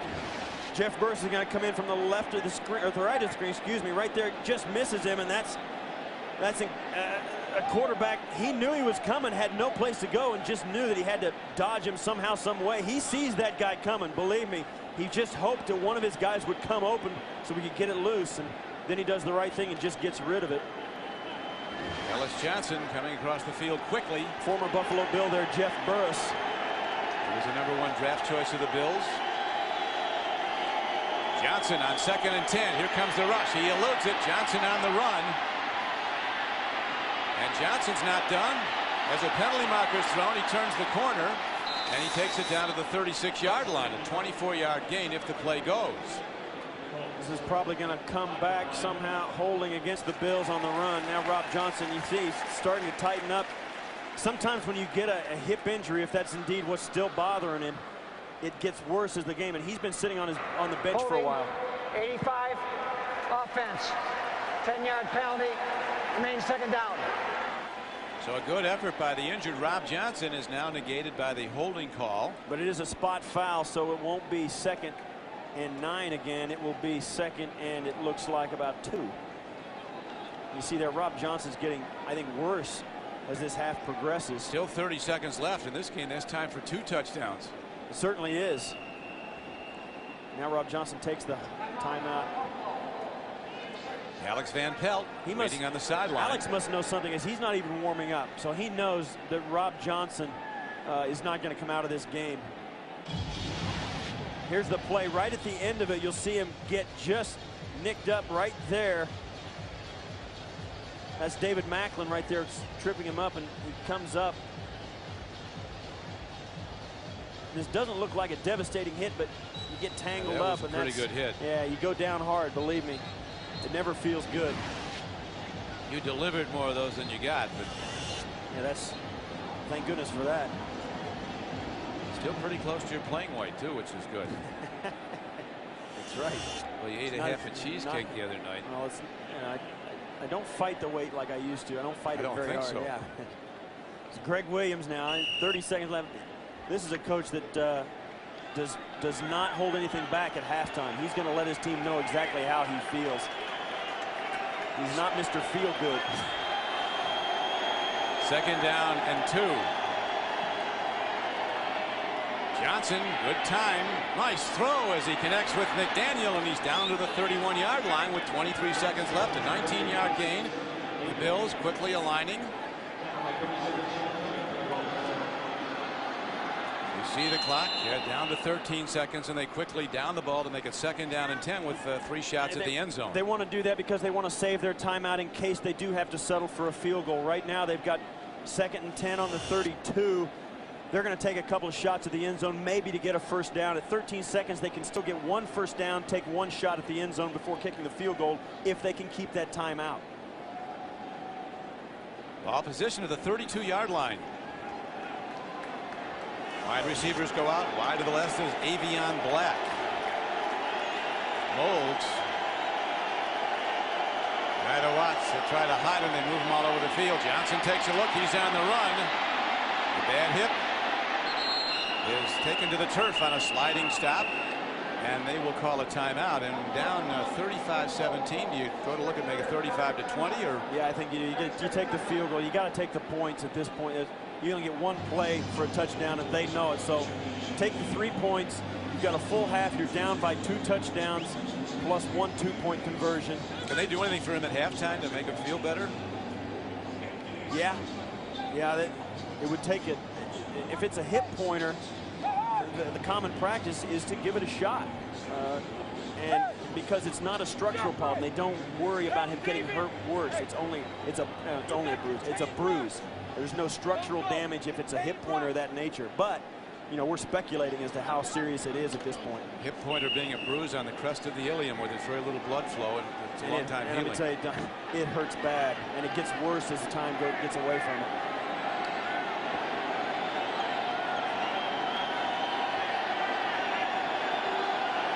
Field goal try, hit up and wide, and so a 37-yard try is the first miss of his young pro career for Jake Arians. That's the end of the first half of the score. The Colts 35, the Bills 17. Coming up next is the Nextel halftime report after this message and a word from your local station. This is a CBS News update. America fights back. John Roberts reporting. Good day. 12 days later, the search goes on at the World Trade Center, where more than 6,000 people are still listed as missing. At Camp David today, President and Mrs. Bush looked on as the U.S. flag was raised back to full staff, marking the end of the official period of mourning. From Afghanistan today, a claim by the Taliban that prime terrorist suspect Osama bin Laden is missing. On the CBS News broadcast Face the Nation, Defense Secretary Donald Rumsfeld dismissed the Afghani claim. They have networks throughout the country, and it is just not believable that the Taliban do not know where the network can be located and found and either turned over or expelled. In other headlines, Secretary of State Colin Powell says the U.S. soon will document bin Laden's connection to the terrorist attacks. President Bush is about to issue executive orders that will name suspected terrorists and freeze their financial assets. Overseas, a top Saudi official reportedly has questioned American use of military bases there. Secretary Powell says the Saudis are cooperating. And at stadiums across the country, remembrances of the victims as pro football return to action. Stay with CBS News and the CBS station for the latest developments in the attacks and their aftermath. This has been a CBS News update. America fights back. John Roberts reporting. Good day. 3 Academy Award winners in one unforgettable night of television. First, Richard Dreyfuss and Marcia Gay Harden in the most anticipated new show of the season, The Education of Max Bickford. All I'm trying to offer you is a way to approach the world with a critical eye. Then, legendary screen actor Sidney Poitier returns to CBS. How are you going to fire all that brick? One brick at a time. The Last Brickmaker in America, following the series premiere of The Education of Max Bickford. CBS tonight.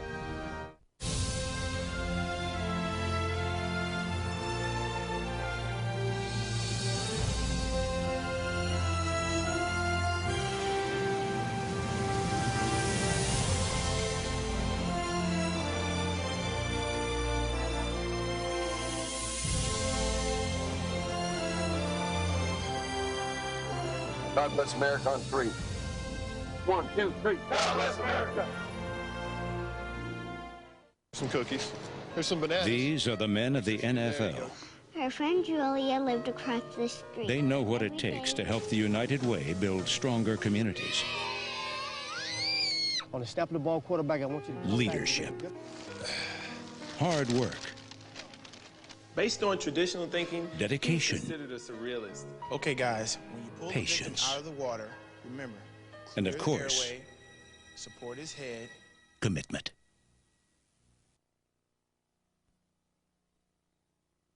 CBS Sports presents the Nextel Direct Connect Halftime Report. Nextel, get right through. And hello, friends. Good to have you with us here on the Nextel Halftime Report. Jim Nance from our New York studios with my teammates Mike Ditka, Randy Cross, and Jerry Glanville. Mike, how about this offensive machine the Colts are exhibiting here today? Well, it is an offensive machine. They can hurt you so many ways. They got Edgerton James in the backfield. They got great receivers. They got, I think, the most accurate passer in the National Football League in Manning. And they're doing it all. They're doing it on the ground. They're doing it on the air, but mostly in the air today. 4 Manning touchdown passes, 3 of them to Harrison. Let's go around the NFL today. The Raiders have moved in front with a third-quarter field goal, the third of the day by Janikowski. Randy Cross. Well, this game here really has been all about defense. It's defense du jour. As much offense as they've seen in Indianapolis, they haven't seen that much offense down in Miami. A lot of defense. Trace Armstrong here gets himself a sack of Jay Fiedler. As long as Trace Armstrong can do it, his old teammate Kenny Mixon of the Dolphins goes, well, I'll get Gannon. That kind of evens things up. But look at this, Jay Fiedler. Nice call by Chan Gailey, the offensive coordinator of the Dolphins, on that one. And that was with 16 seconds to go in the half. That would have given them almost 6 full quarters without putting a point on the board against the Raiders, who shut them out in the divisional round this past January. Giants and Chiefs, third quarter, 1 touchdown of the game. Ron Dane from 7 yards out for the Giants. San Diego and Dallas, all kinds of stories here. Doug Flutie, a great start. Emmitt Smith moves in the second in the all-time rushing list. There's his numbers, 11 carries, 65 yards. And Bob Hayes, just a little while ago, into the Ring of Honor at halftime at Dallas. That's one of the great stories. Bob Hayes, one of the great football players in the league. But Flutie got a lot of tricks in his bag. Here is pretty conventional. He hits a tight end Jones for a touchdown. But here, you don't know what he's going to do. He starts back, he's going to throw it, he's going to run it, he jumps up, he dunks it, and then he gets the ball in the end zone to Conway for a touchdown. The guy has he's a lot of weapons. But I tell you, the Cowboys have hung in there. Emmitt Smith gets the record here. Now, they're only 6 points behind. Playing at home, they're playing with a lot of character. I like what I see in this Cowboy team. That was the run right there that moved them past Barry Sanders into second, trailing only Walter Payton in the all-time rushing list. Ravens, third quarter, only a field goal in this game against Cincinnati. They had a slow start 2 weeks ago in the opener against the Bears, and that offense, again, not producing much. That's called having football on your minds right there, fellas. Well, here's the highlight of this game offensively. Matt Stover from 38 yards, because John Kitna is not playing well at quarterback, and Elvis Gerbach is not taking advantage of the chances he gets. One of the problems, though, Kitna does have is they do have a few guys on defense that can chase you down. Yes, they do. How about that? Puts a little sack on him there because they got the goose egg still working. Now Elvis Gerbach, another chance, a tip ball. Where's Trent Dilfer? Where's Trent? Where's Trent Dilfer? Backing up, Hasselback in Seattle. Baltimore did have a touchdown that was overturned in by replay. Patrick Johnson had come in from out of bounds in the back of the end zone. Third quarter at Jacksonville, the Jags lead. Story here, Fred Taylor. Groin injury in the first half, and he's been replaced by Stacey Mack. And Stacey Mack doing a good job, 6'1", 236 pounds. But this is Fred Taylor. Watch him. Oh, I got pain. You take the ball. I don't want it anymore. You can't play football like that. That's an embarrassing play by Stacey Mack, 6'1", 236 pounds, out of Temple, and he makes Tennessee look like they don't want to tackle. He's running hard. Oh, football, baby. 6 carries, 58 yards, and that touch from 22 for Mack. Detroit has run into Tim Couch at his best. Couch with a couple of touchdown passes, leading the Browns. Minnesota has lost a key player. Pro Bowl safety Robert Griffith broke a leg on the opening kickoff. Only a field goal in that game at Chicago. Carolina and Atlanta, 2 Chandler touchdown passes. The second one, though, was to Jamal Anderson, 94 yards, the second longest hookup in Atlanta Falcon history. Thanks for being with us on the Nextel Halftime Report. CBS Sports presents the Nextel Direct Connect Halftime Report. Nextel, get right through. NFL Sunday Ticket is brought to you in part by Miller Lite.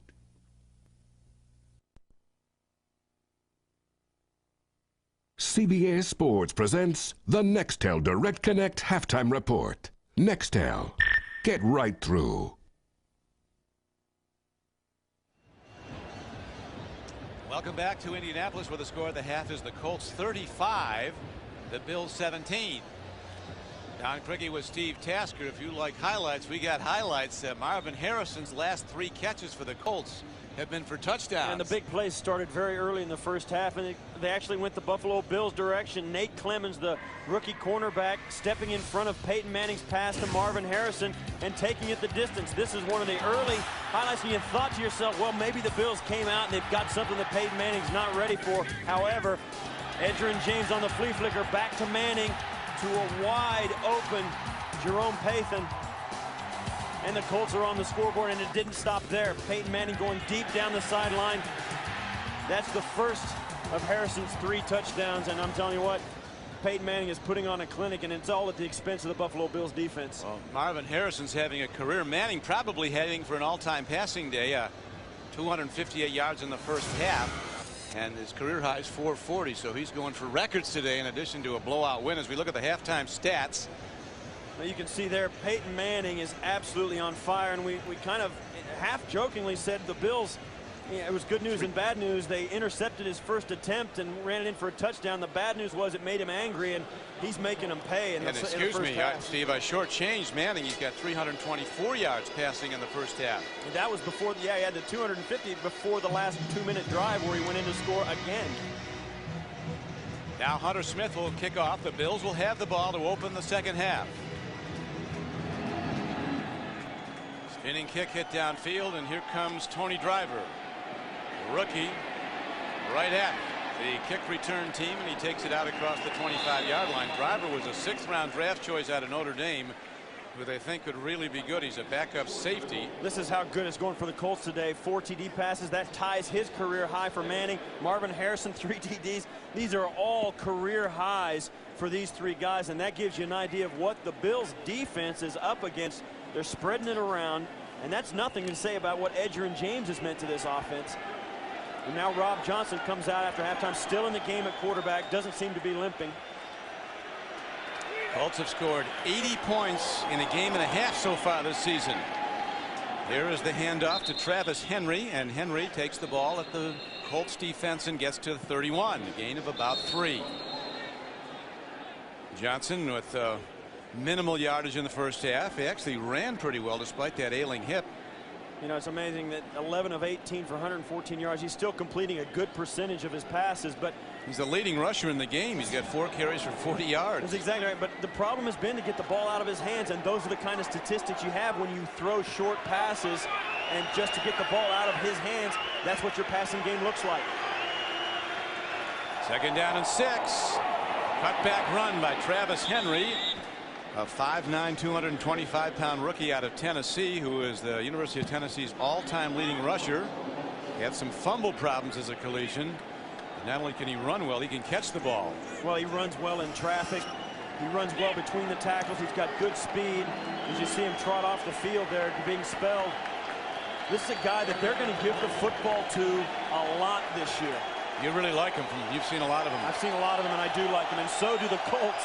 The Colts have a lot of respect for him as well. Let's see what Johnson goes to on 3rd down and 3. Here comes the rush. There's the throw completed to Riemersma.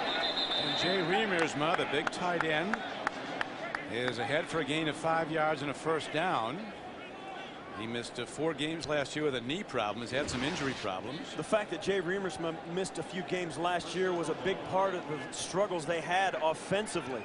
When he went down, they went into a funk that lasted 5 games, and it took a long time to pull out of. And I think he is a big key for this offense because he stays inside the numbers and makes a lot of catches. Rob Johnson finds him. Very sure-handed Jay Riemersma as Johnson now drops on 1st down. Well, they've cut the sack problems way down. And look at Johnson outrun everybody. Rob Johnson's down to the 35-yard line as he continues. That was a 23-yard gain, so Rob Johnson's now run 5 times for 63 yards. Well, he wasn't limping up until that play right there. Now the limp begins to sneak back in.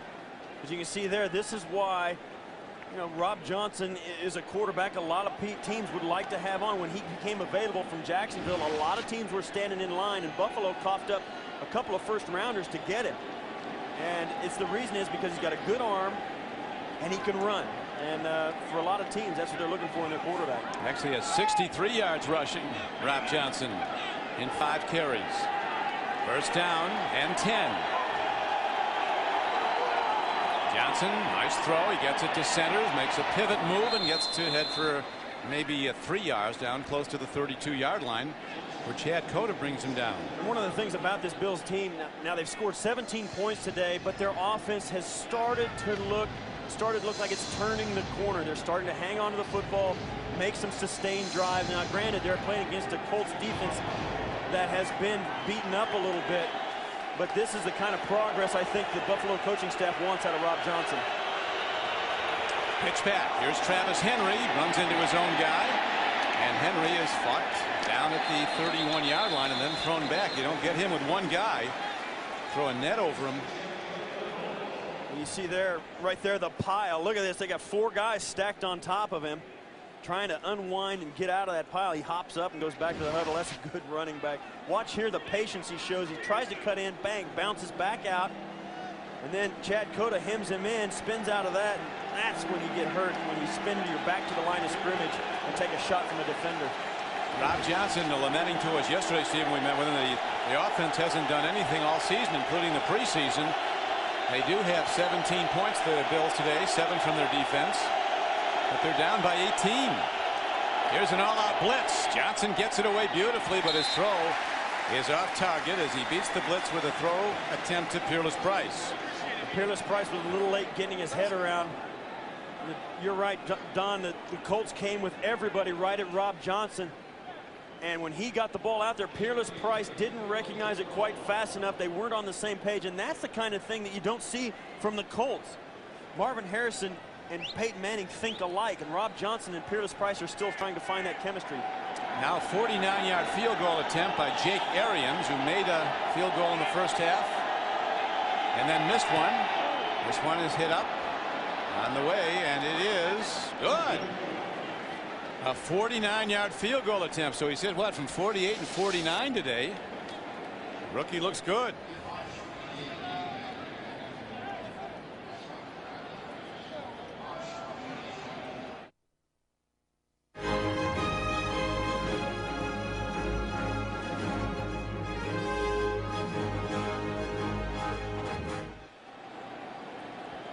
Bills get the long field goal from the rookie Arians. Now a high short kickoff from Mormon. Karam's out of bounds, so the Colts will start with good field position. And nobody gets hit. That was a bad kick. By the kicking team, by rule, the ball will be placed at the 40-yard line.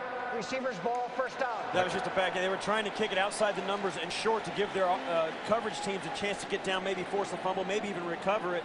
And Mormon just kicked it out of bounds. It was a bad kick on his part. But it was a gamble. It looks like, you know, you sense now that the Bills think they may have to do something special. See, Edgerrin James, just 35 yards and 11 rushes. Well, they definitely have to do something special. They got to go deep into their bag of tricks. And that 11 carries for 35 yards doesn't really convey how important he has been to this team. He's also caught 3 passes for 43. It's expensive to kick out of bounds in the NFL on a kickoff. You start from the 40, does the opponent, and here is Manning play faking on the run. They say he's faster than he shows. That time he's tackled from behind is Jay Foreman, son of one of the great NFL players, Chuck Foreman, who started as a running back for the Vikings. Jay Foreman out of Nebraska. He can cover the whole field. He can run like his dad. Yep. This is Peyton Manning. And the thing that makes Peyton Manning a little bit better in the pocket than he does, he has a great sense of where he can run and how to run. He always gets every yard that's coming to him. And off. There is Edgerrin James breaking it up the middle. He's so dangerous in the Week 1 game against the Jets. On a 4th and 1, Jets brought everybody up. They gave it to Edgerrin James, and he broke it for 29 yards and a touchdown, and the Colts went ahead to stay. Your watch there is Steve McKinney pulled around from his left guard spot, kicked out the defender, and Edgerrin James ran through it like nobody was there. 18 yards he ran through it. First and 10 Colts.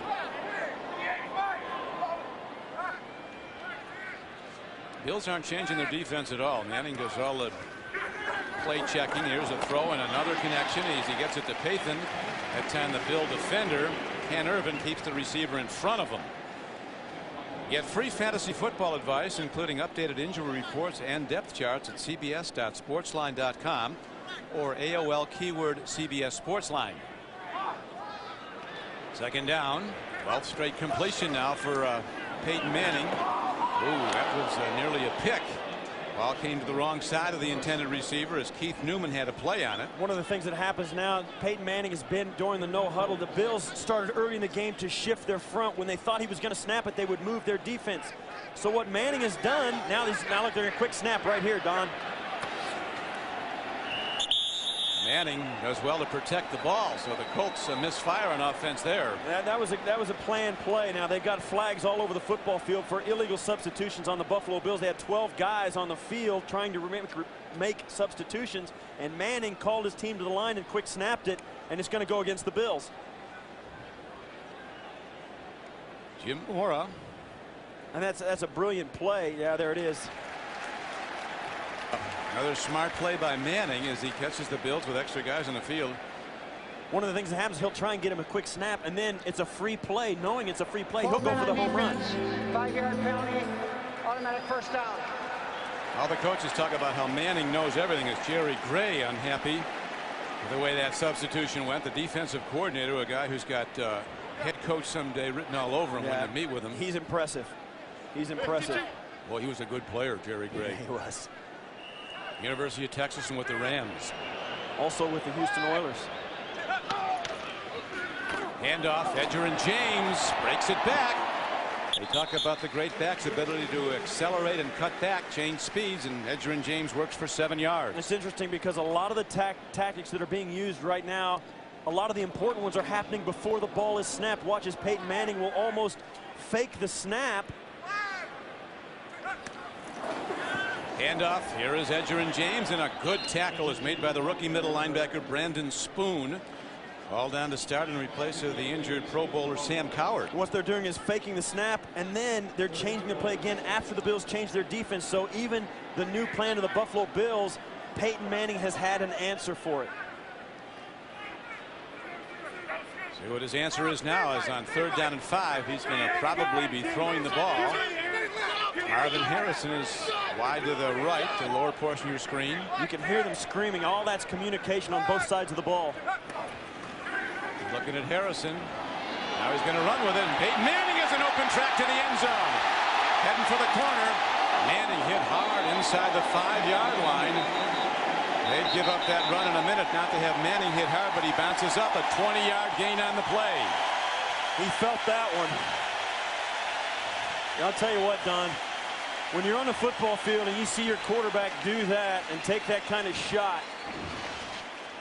you'll run through brick walls for this guy because he showed that he'll do it for you. Listen to the end of this play.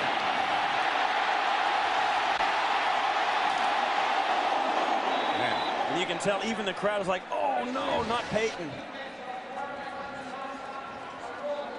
The head sounded a little crooked after that shot. If you're on Peyton Manning's team, you just can't help but love a guy like that.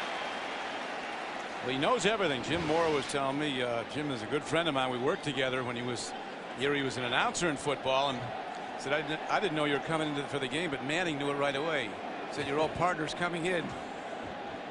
Said he knows every offensive player's assignment, every defensive player's assignment, and he said, you better do it right because he's tough on his teammates to make mistakes, and there's nobody he's tougher on than himself. He's like an old union boss. He carries around a big stick and he makes sure everybody's in line.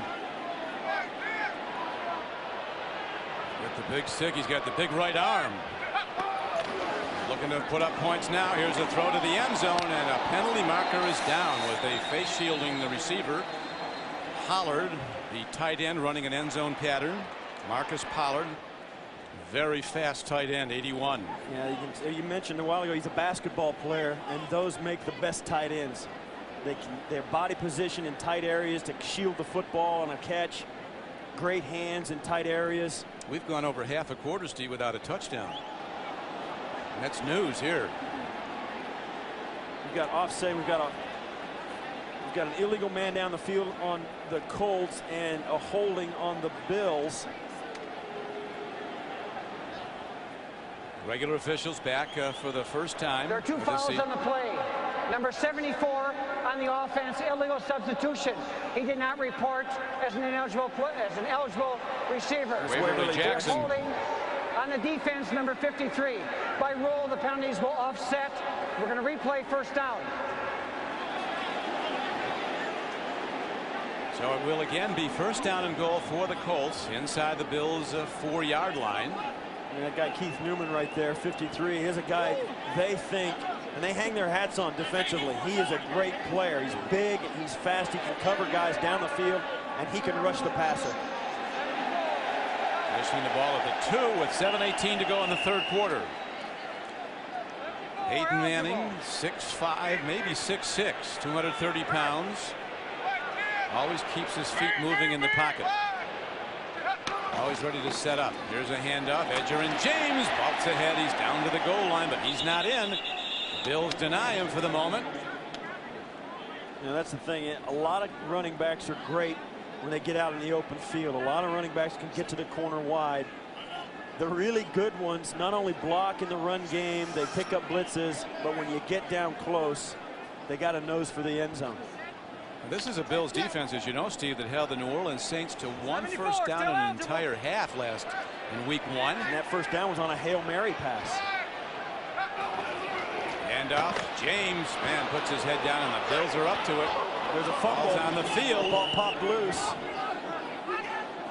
Really a big hit put on by 39 Rayon Hill, who's replaced Henry Jones as the strong safety for the Bills. It's like the Colts keep the ball. Yeah. You can always tell, and the officials will tell you this too. They don't see the fumble.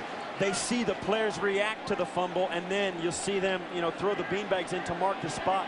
The officials are signaled by the players that the ball came out. Colts offensive line, not particularly big, but very quick, very skilled pass blockers. Probably the most underrated unit in pro football, the offensive line of the Colts. They played the entire year last year together, and that's unprecedented to come back with all 5 starters again. Play fake. Here is Manning. He's going to take it himself, and Manning with some foot speed gets it the other way. He's been throwing for touchdowns. Now he runs for one from a yard out as the Colts build their lead to 41-20 with the extra point coming up, and Greg Williams looking for defensive answers as the Colts have really ripped this game open. There's going to be a lot of teams looking for answers against this offense. They've got so many weapons that are so well schooled and so disciplined. They're very difficult to beat because you depend as a defense on matchups that you can win. This is Jim Mora. He's used to it. It's another day at the office for him. These guys are all wound tight on game day, though. Every coach and player. Not wound. I'm sorry, not wound quite so tight when you go up by 3 touchdowns. But nothing is sure in this game. I mean, it's Bills are going to have to mount an all-out passing attack. They're not going to do it on the ground. Prior to the snap, false start, 73, offense, 5-yard penalty, replay. Adam Meadows, the right tackle, moved a little early. They've got a good kicking game. This Vanderjack's been unbelievable. Last year he hit 25 of 27 field goals, but he missed the one against the Miami Dolphins in the playoff game. He told Jim Moore, I can make it from 49. They tried it, missed it. They went to overtime and lost. Yeah, but you know what? That kick will make him a better kicker now.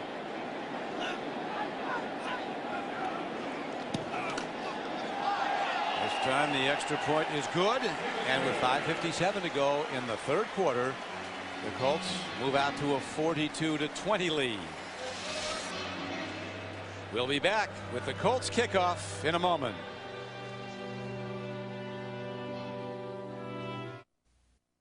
The NFL on CBS is sponsored by Genuity, delivering Black Rocket, the e-business network platform, on the web at genuity.com. Circuit City, we know how you feel. That's why we're here. Circuit City, we're with you. And by BF Goodrich Tires. Take control. Don Criqui with Steve Tasker back at the RCA Dome in Indianapolis, as Peyton Manning has now in this game completed 18 of 22 throws for 329 yards and 4 touchdowns. He, of course, was intercepted once. For the opening score of the game is Nate Clemens, the Bills rookie, ran it back 47 yards for a touchdown, but that was like rattling the cage. They made Peyton mad. Penalty marker is down as a couple guys start up after the play. Bill Carollo making the signal. Bill, an admirer of yours, Steve, said you were one of the very good players, not only the way how well you played, but the way you played the game. Yeah, they all say that after you leave the game. Holding 28 on the return team. 10-yard penalty, first down. Better he said that, though, than if you were. Yeah, he wasn't on the crew that threw me out, at least. I didn't hold him to that. We're still mad about that. That's right. Green Bay. Who were those guys? Everyone at CBS welcomes you back to NFL football. Our producer today for CBS is Jim Rickoff. Our director, Kathy Barretto. Executive producers of the NFL on CBS are Sean McManus and Terry Ewert. We're coming to you from the RCA Dome in Indianapolis, where the Bills have an uphill fight now, down 42-20.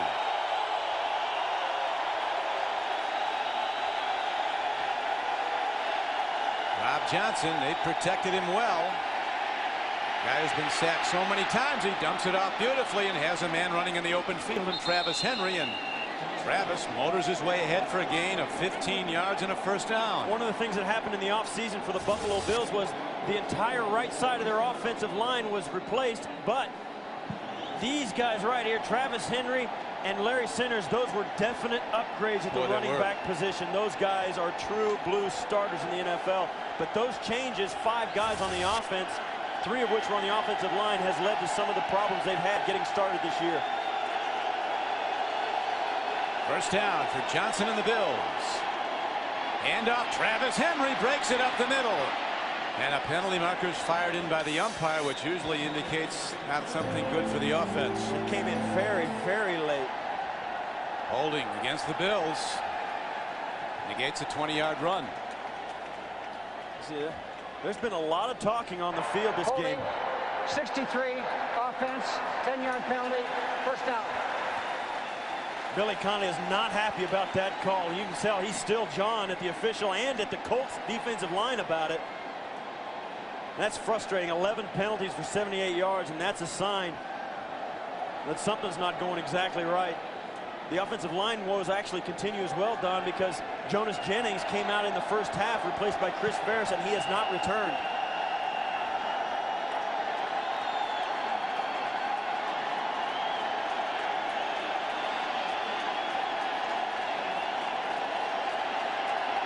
That's tough to start putting in new people in the offensive line where combination blocking and chemistry are so important. Yeah, that's why when you talk about a football team, we got an official timeout as they discuss things right now. On a football team, there's always, wide receivers, the defensive linemen, the linebackers. But when you talk about offensive linemen, it's always one thing: offensive line. They all go together. They're all one position because they have to communicate and work together so well.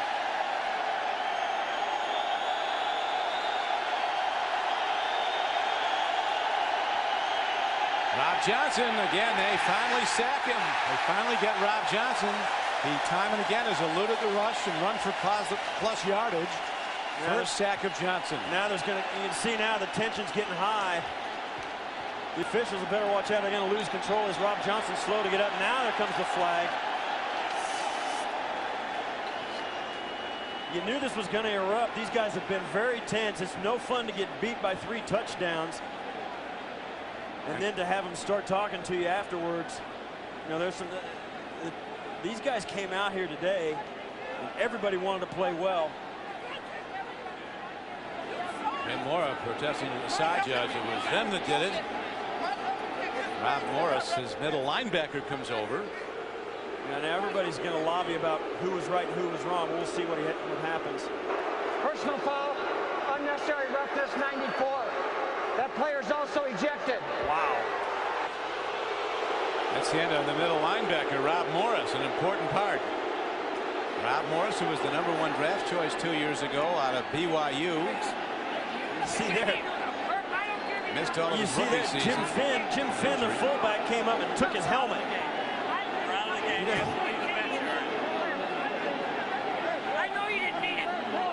You see there, what happens is in those scuffles, you start swinging at players, you touch an official, and you see there, get him out. Here's the whole play. Rob Johnson gets caught up. He said, I know you didn't mean it, but you hit him in the mouth. There you go. Now he gets pulled over. Now the rest of it takes place after you see the pile up. Everybody's kind of catch guys standing around a pile. You see there, it's going down. And now watch here. I think an official or somebody gets hit in the mouth by accident right here. Watch. Keep watching.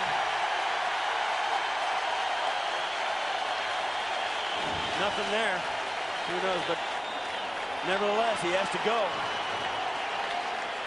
So in comes who? Sam Sword, a linebacker from Michigan, who is not good in pass defense. No, Sam Sword is a run stopper.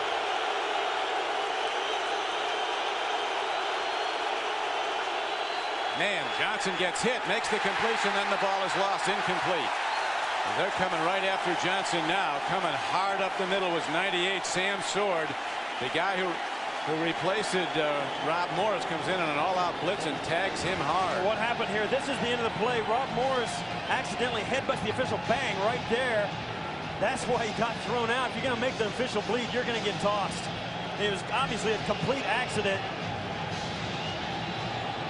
It was a complete accident. He says, I didn't mean to do it. It doesn't matter. They're both really kind of doing their jobs. The official and just an accidental helmet to the mouth.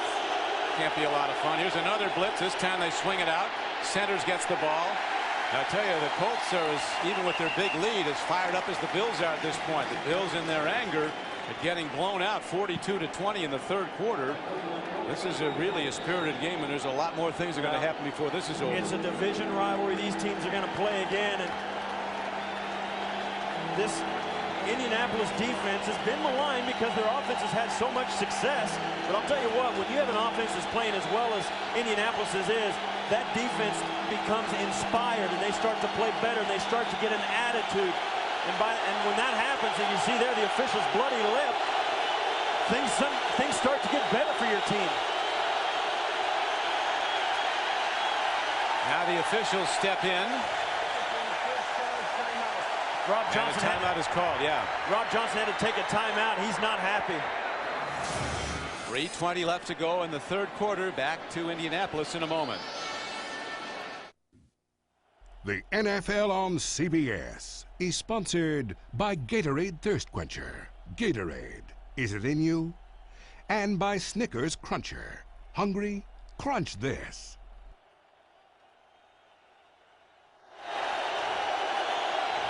Back and ready to go at Indianapolis in the RCA Dome.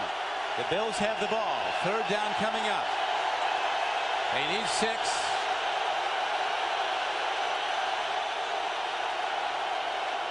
Johnson stands in. Again, he eludes the rush, but only for the moment. Now the sacks start to build up as the Colts get him. And fourth down arises. Coming in to get him, number 52, Mike Peterson and Chad Bratsky. Here's the second. This is where the offensive linemen are going to have to start holding up a little better. You see there, Rob Johnson's got to step up into the pocket. The offensive linemen are just getting a little overpowered. This is during the timeout. Larry Centers getting a little talking to from Chad Bratsky. He's not having any of it either. I don't care if you're up by 3 touchdowns in the National Football League or not. You're not going to intimidate anybody because these guys are out there. They deserve to be. Here's the punt now, hit downfield as Moorman hits it. Wilkins, who ran one punt back 78 yards for a touchdown last week against the Jets, finds an open lane. Look out. They finally get him. It's good that they did because Moorman was the only man back. It's a flag back inside the 10-yard line as well, very late. 42-yard punt, 14-yard return, but it looks like the penalty call may go on the return team.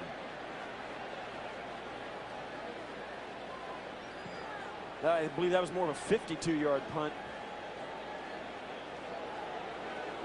And now that one's going to come back, and you know that's the first good field position that's happened to the Buffalo Bills. 51 during the return, half the distance to the goal. First down, the receiving team. Timeout. So timeout with 2:52 to go in the third quarter. Chad Bratsky icing down an ailing eye. Looks like he took a shot. Sometimes it's not a fun game. He'll be having a visor on his helmet next week. First and 10. Colts starting deep in their own end. Bills going after the ball, and they get to the ball carrier in a hurry. As coming up is Brandon Spoon. They really have this guy rated high. He's a 4th-round draft choice out of North Carolina with 1 week under their belts. Who looks like the early favorite for Offensive Rookie of the Year? Danian Tomlinson of the Chargers, maybe Chris Winkie of the Carolina Panthers.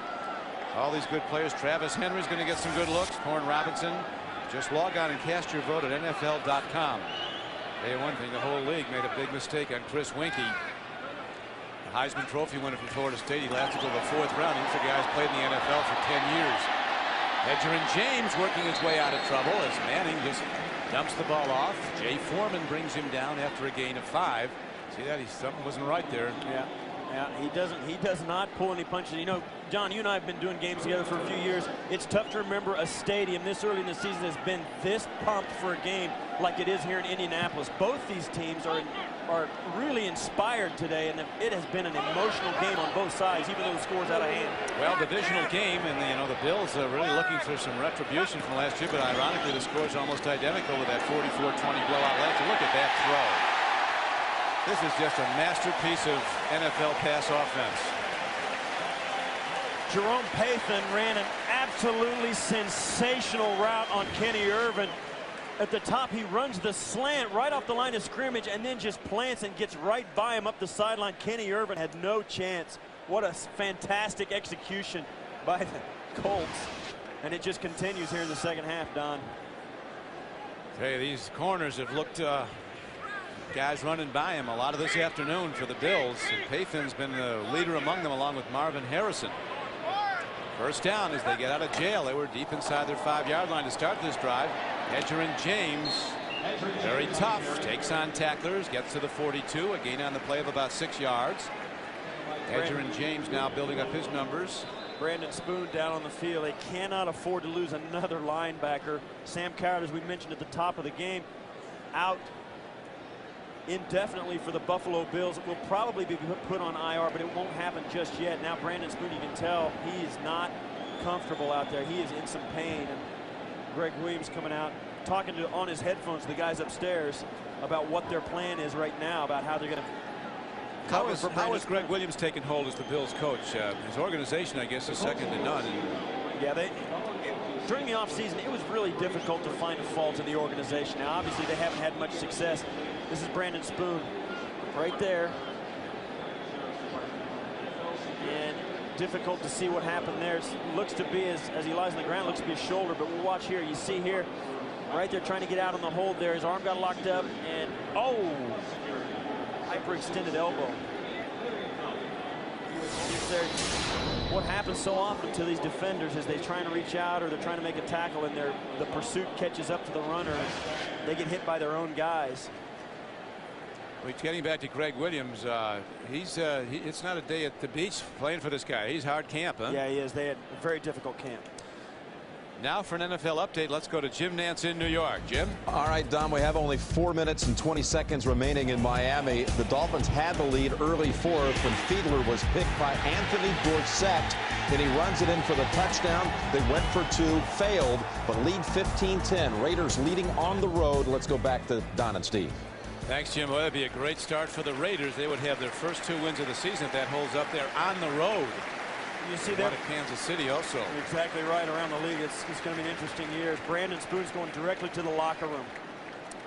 And that's not a good sign. He struggled with injuries during the preseason, had a knee that he took time to get over. And because of recovering from the knee, he pulled a hamstring. So he's been nicked up early in his career here in Buffalo. Smart, great technique, tremendous worker. And they really think he could be a standout, Brandon Spoon, but looks like he's done for this day. Look at that graphic. Each team has run 46 plays, but the difference in yardage and scoring really tipped in favor of the Colts. With still 45 seconds to go in the third quarter. Manning takes a look, lets it go long. He's got a guy. Marvin Harrison's on the run, and he's taken down at the 28-yard line. Keon Carpenter gets him down, but another brilliant play by the Colts pass offense. Manning to Harrison for 30 yards. Well, this is a play they ran earlier for a touchdown. Watch as Harrison comes out. He'll fake the out and then just plant and get inside of Nate Clemens, and it takes a great throw and a lot of confidence to throw the ball on a deep route inside the cornerback. You got to know that the safety's not going to be there. And what Peyton Manning does, he looks the other side and gets the safety thinking about that and then comes back. And that will do it for 3 quarters of play. With the score, the Colts 42 and the Bills 20. We'll return to the RCA Dome right after this message and a word from your local station. Colts continue to dominate 42-20. Don Quickie with Steve Tasker back at the RCA Dome. The old adage, if you're going to win here, you better bring offense. Bills with 20 points through 3 quarters are not in shouting distance. Well, Peyton Manning is very good in the early goings of the seasons, and if you look back over the course of his career in September, he has been really tough to to top. I mean, he's had some of his best days right in the 3rd week of September, like we sit today.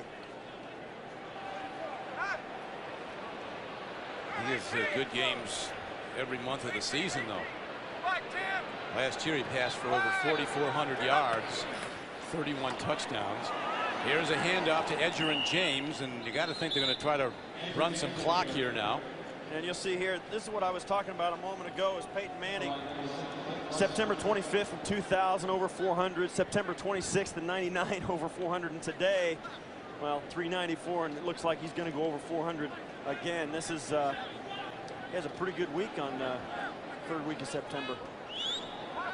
Right now, his passing numbers with almost 400 yards through 3 quarters of play. 392 through the first, 394 through the first 3 quarters.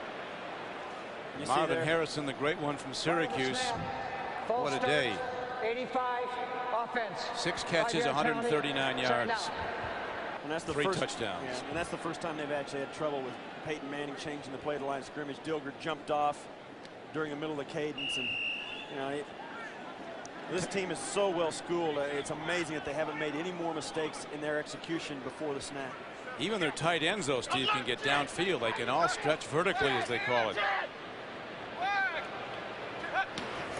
Deep ball can go anywhere. Manning sees everybody. Like Marvin Harrison, the first guy he looks for is 88. Coming up on the Subway postgame show, join Jim, Mike, Randy, and Jerry for all the scores and highlights, plus the latest NFL news. That's coming up on the Subway postgame show.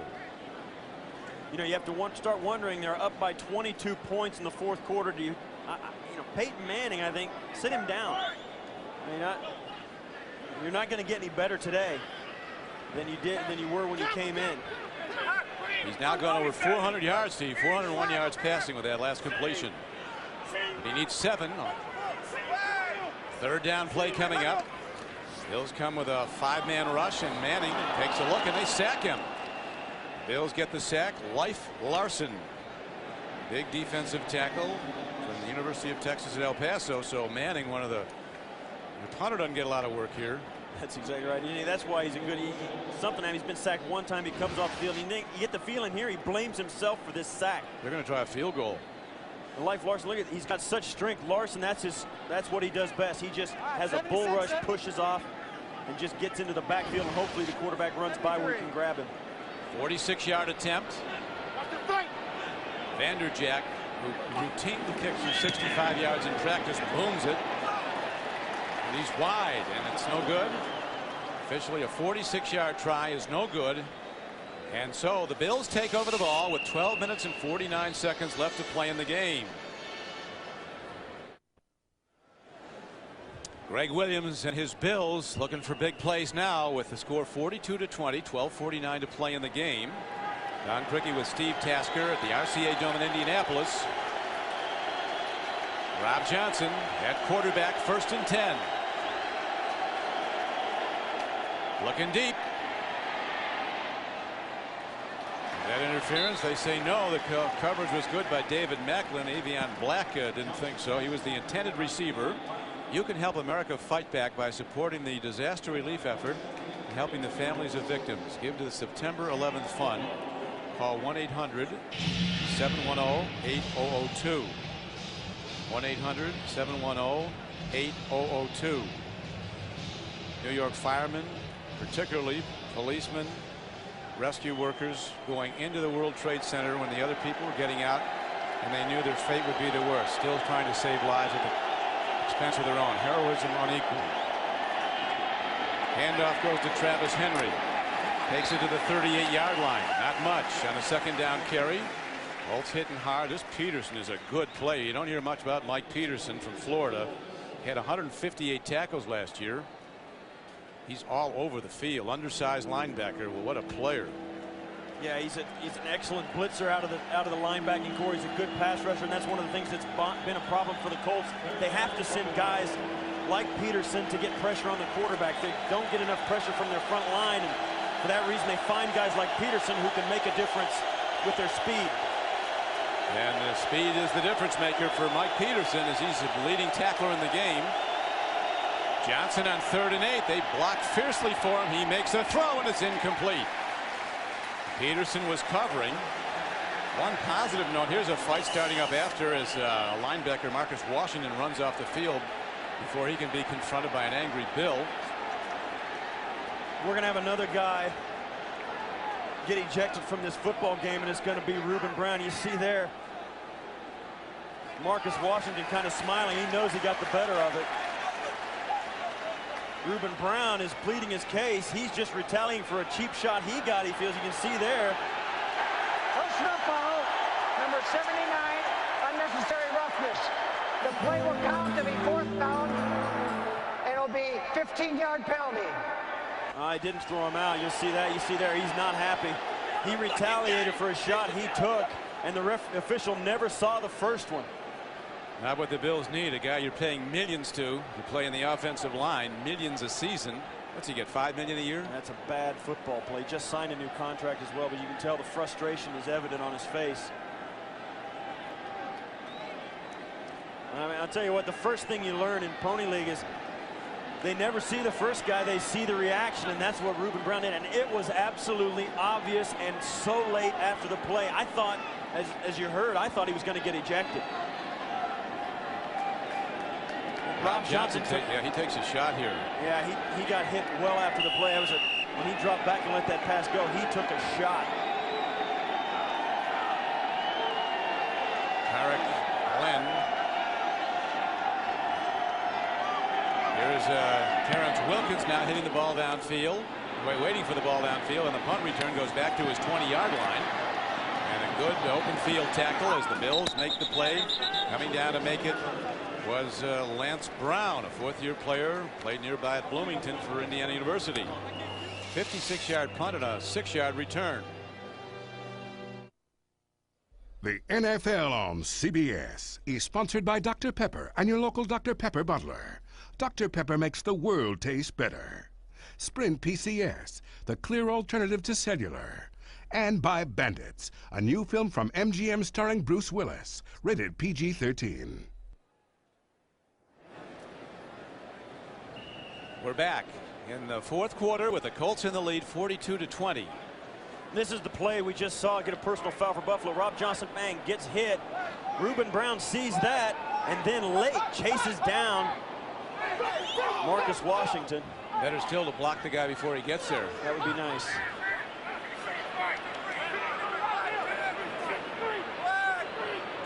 Manning taking it right down to the end of the play clock, and here is a handoff. Edgerrin James dancing outside, putting on moves and getting inside the 45-yard line.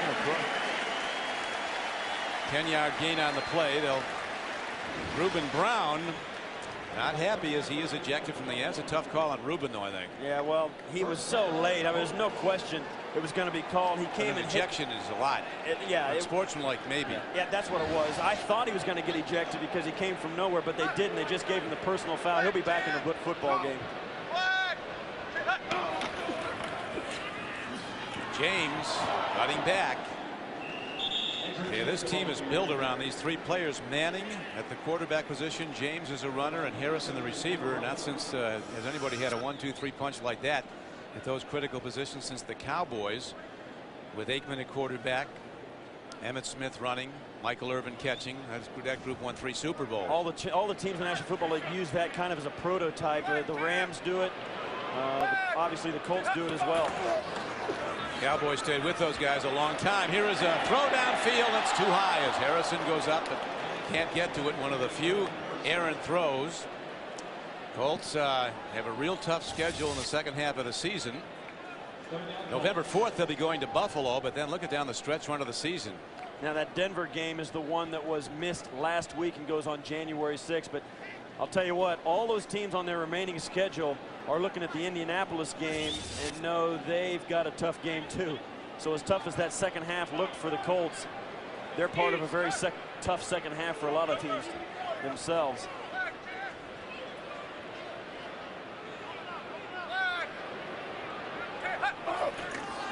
Third down.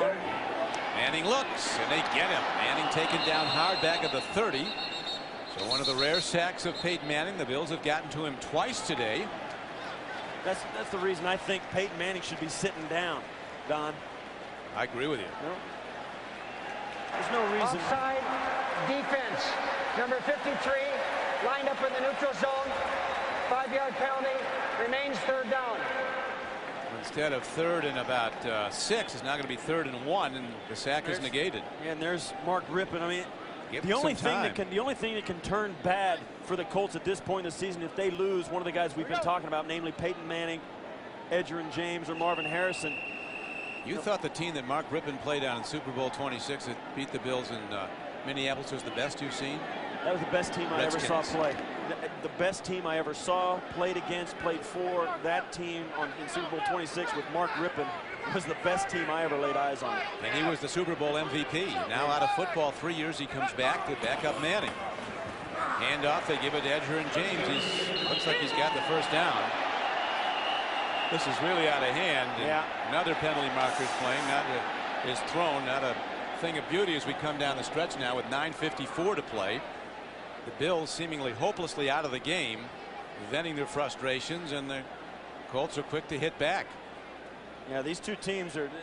It's a fiercely proud football team in the Buffalo Bills, as it is in the Colts, and they're not giving an inch emotionally. They may be down on the scoreboard, the Bills, but they're not giving an inch in attitude, and they refuse to be bullied. And the Colts obviously are getting the better of it here today. But you see there, Peyton Manning does not like undisciplined play, and that's what that is a result of. Personal foul, unnecessary roughness, 86. After the play was ended, Nathan, the receiver. will go to the succeeding spot. He's caught 8 for 142 yards and today. replay, third down.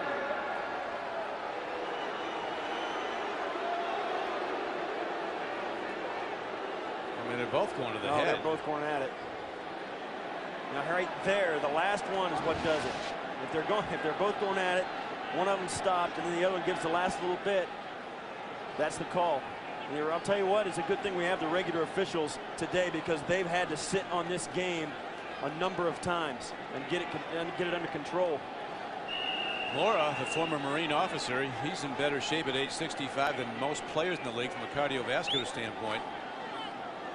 It's hard to beat the shape he's in. Yeah. Who wear that Stairmaster out. He's in better shape than I am. Third down coming up, and a long yardage. Third down and 15. Quick out. Nathan gets it. Look at the blocking pattern for him, and look at this play. What a magnificent play. Third and 15. They go to a quick wide receiver screen. First time they ran it all day, and everybody completes their block for a 20-yard gain. And I'll tell you what, Don, I wouldn't be surprised if that was a special play that Peyton Manning wanted to call because he wanted to get Jerome Pace on the first down. He got the personal foul, give him a chance to redeem himself right away. That's exactly the kind of thing that Peyton Manning would do.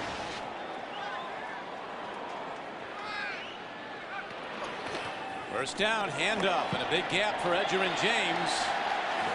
He is tough, in addition to all his other attributes of speed and balance. 11-yard gain. Well, we've talked a lot about Peyton Manning, but look at the guys he's got around him. I mean, 7,500 yards between those two guys right there. 61 touchdowns. I mean, that's. And they're early in their careers. Oh, good. Yeah, they are just coming into their prime. Edgerrin James, this is his third year. That was an expensive lining up in the neutral zone for the Bills. It negated a sack, and they would have gotten it back on a punt. Now the Colts keep rolling, and here comes Edgerrin James again, and he breaks into open field. James is finally ridden down as he gets to the 15-yard line. And the Colts aren't letting up one bit.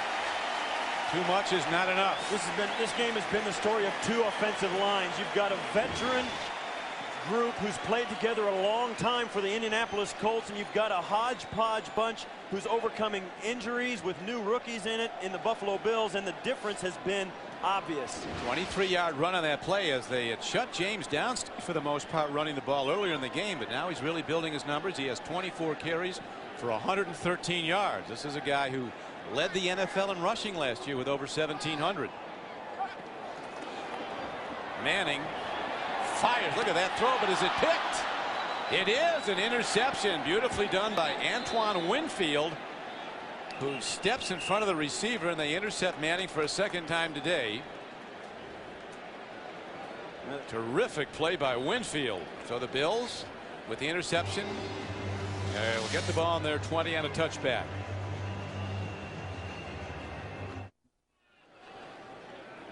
Back in Indianapolis here in Buffalo, and as long as these two guys are in the league, the debate is going to rage.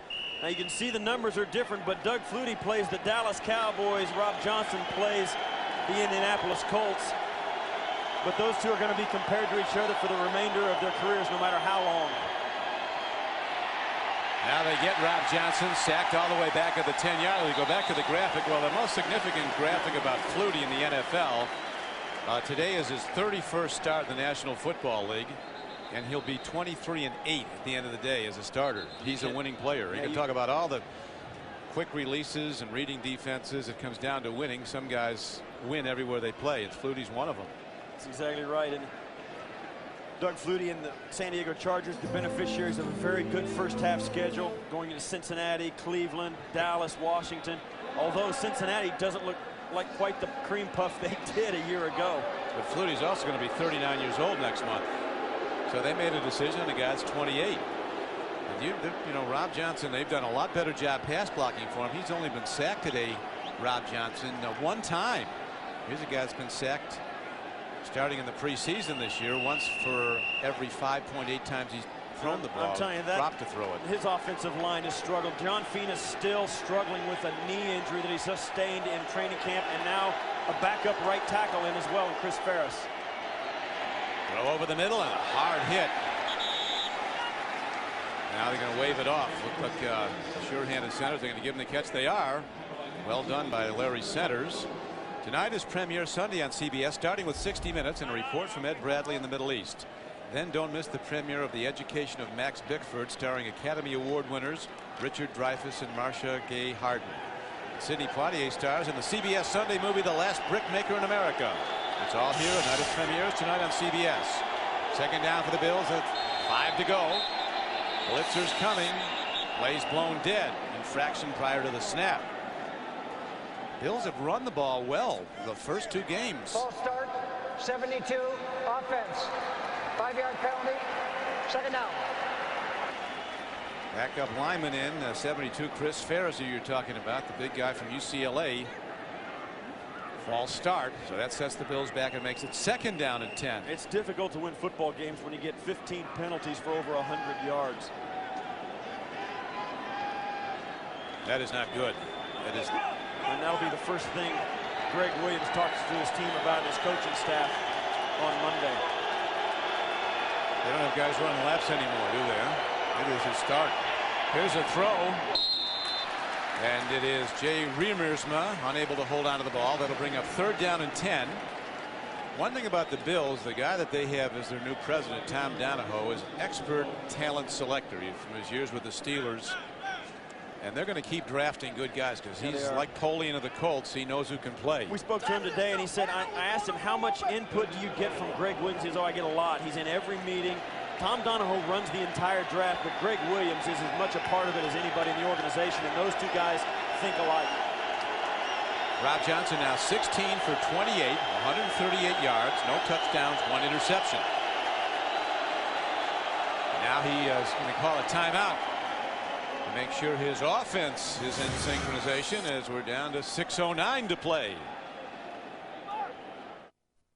The NFL on CBS is sponsored by Samsung, where everyone's invited to a new world of enjoyment.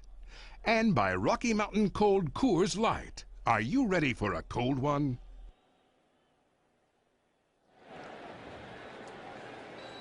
(42-20). Two bad trips to Indy for the Bills their last two times here. 44-20 was the way they were blown out at the end of last season in the regular season. Bills have only missed the playoffs, what, 3 times since '88, including last season when they were 8-8. Johnson makes the throw, beautifully done. He gets the ball out to Peerless Price. And he's ahead for a gain of 16 yards and a Bills first down. Chad Cota was on the tackle. This Peerless Price is a player. Of course, he and Manning go way back together. They were a great pass-catch combination at Tennessee. That's exactly right. And now the Bills are going to try and go a little bit of no huddle. As Actually, Billy Conity is asking for a break. He's taking his helmet off. He is not all there. Something's wrong. I don't exactly know what happened. Oh, he dislocated a finger. You say that with, I guess, minor nick, huh? It's no fun. Follow all the games on NFL.com, and after the games, get in-depth analysis and recaps from the experts only at NFL.com or AOL keyword NFL.com. Well, Steve, now you went to the Pro Bowl 7 times as a Buffalo Bill. You might one day be in the Hall of Fame as a special teams player. A very good chance of it, I would think, along with other of the great Bills in that Super Bowl era, like Bruce Smith and Jim Kelly and Thurman Thomas. Maybe Andre Reed. Marv Levy's already there. But what about the Bills of today? Where are they at? Are they really this far behind? I don't think so. I think they've got some growing pains. They've got some things to do, but they've got some huge questions all along their roster. But from what I've seen, they've got the answers to those questions on the roster if they can keep them healthy and keep them in the lineup. There's no doubt they've got some holes to fill. But right there, John Feeney, you see the left tackle has been under the gun a little bit. He gave up a couple of sacks in opening day. Billy Conity is a guy they like. There's John Feeney once again. Their offensive line is where I think the problems start for the Buffalo Bills. And if they can get that ironed out and get some guys in there or get this offensive line to play a little better, this team will see some improvement and dramatic improvement right away. Battled all day, but they've really, by this high-tech passing game of the Colts, haven't been able to stay with it. First down. Rob Johnson stands in, makes a good throw to Riemersma. Riemersma is ahead for a gain of about 10 yards. Looks like he has a first down. The greatest Buffalo Bill of them all, Ralph Wilson, the owner, made a tremendous move and gesture this past week when he personally, in a game that would have been sold out, next Sunday's game at Ralph Wilson Stadium against the Steelers, he bought $130,000 worth, over $130,000 worth of remaining tickets to give to police, firefighters, rescue workers, emergency service workers in the Western New York area in honor of the great work they do all over the country. Jeff Burris makes the tackle on the play. Ralph will not be pleased, though. Start of this season. You know, talk about a guy who lives and dies with his team. Ralph Wilson is an owner who does it. The Bills and Rob Johnson actually looking pretty good here in the late going in the no huddle. More markers. At times it's looked like a preseason game. Snap, false start, 71, offense, 5-yard penalty, remains second down. And I think there's been a couple of instances where the referees kind of put their thumbprint on this game purposely. In the first play from scrimmage, they threw a flag.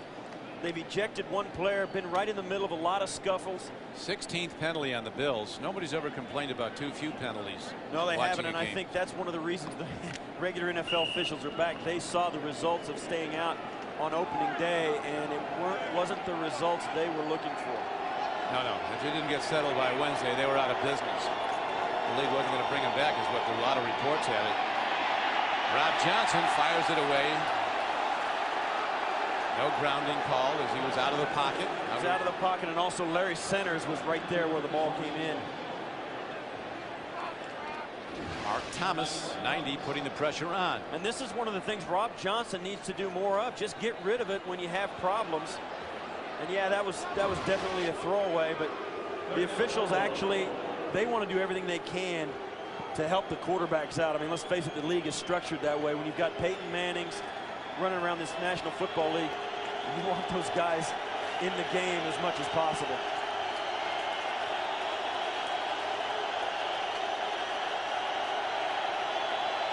Third down and 9. Here's an all-out blitz, and then whistle blows the play dead. That was a play clock. That took too long. It's going to be delay a game.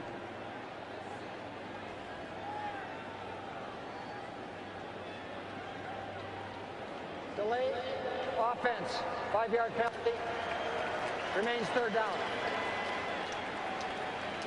They talk about the organization of Greg Williams, but on the field today, it certainly hasn't carried over. He talked about, when we met with him yesterday, he said he wants to see what he sees in practice every day carry over to Sunday afternoon. He thinks the Bills are practicing really well, look really sharp, but they can't carry it over to game day. And now all these infractions is really a sign of an undisciplined, unschooled football team. Yeah, it's a team still trying to find itself unsure of its responsibilities on an individual level. Throw and a catch to Centers, and he dives ahead and looks to have a first down. 13-yard gain on the play. This is the kind of offense that Buffalo needs to stay with more. Rob Johnson's got to dump the ball off late. That's one of the things he has not done throughout his career. When it gets late in the play, he continues to look down the field. But here in the late going of this game, finally, he's begun to dump the ball off. And Larry Centers is the perfect candidate for that type of offense. Rob Johnson now 20 of 33 for 184 yards. Yeah, Larry Centers is a sure-handed guy. And here's another throw and a catch. Ball taken in by the tight end, Remersma, the 5th-year player from Michigan. 6-yard gain on the play. But when you're down 42 to 20, 3:45 to play, you mean deep downfield throws. That's exactly right. John Fina gets up limping in left tackle. You might think that the Colts would see that, tries to bring something off the left side. Here comes Marcus Washington lined up. And off, and Centers runs for the second time. Normally a pass catcher, and on second down he's ahead for only a couple of yards as Ellis Johnson, a playmaker from Florida, who was able to get through traffic to the ball. A very good defensive tackle. He made the stop. There is Chad Cota, a strong safety, a threat to come on an all-out blitz at any time. We got to know where he's at. Here he comes. Now he pulls back. Here's a throw and a nice catch. Running with the ball inside the 20-yard line is Jeremy McDaniel, and the Bills have a first down. 15-yard gain on the play. Idris Bashir makes the stop, the rookie free safety. This is definitely an improvement for the Buffalo Bills offensively. They've had time to throw the football. Rob Johnson has done some things that he has not done in the past. Looked a little better, but let's face it, they came into Indianapolis today and they ran into a buzzsaw. Look at some of those opening day scores. Look at the Bears beating the Vikings. Atlanta, I say that's one of the most improved teams as they go to 1-1.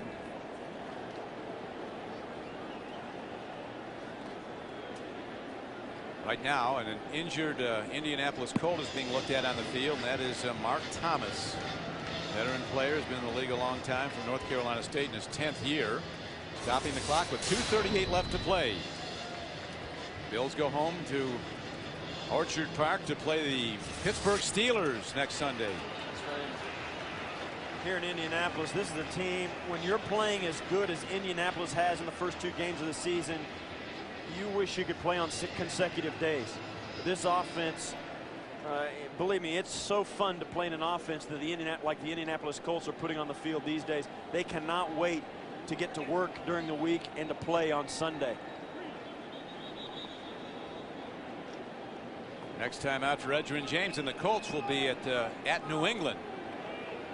They've had problems at New England.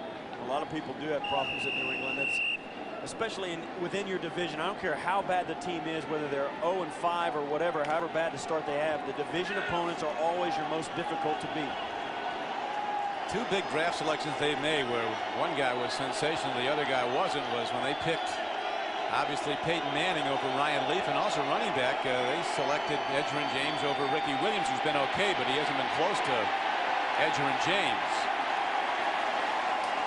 Josh Williams comes in and makes the stop back at the 25-yard line. 3rd sack of the day for the Colts defense. And the rest of the way for the Colts on their schedule, they go to New England, then they get a week off. Come home to play Oakland and New England, at Kansas City, at Buffalo November 4th. Then they have at Miami, had Miami here, then they're at New Orleans. Their December schedule is really rough.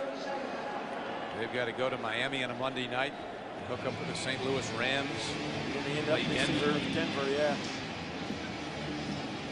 It's a good team, though. Oh yeah, they're really looking forward to the rest of this year, but they've got something to prove. They have a chip on their shoulders.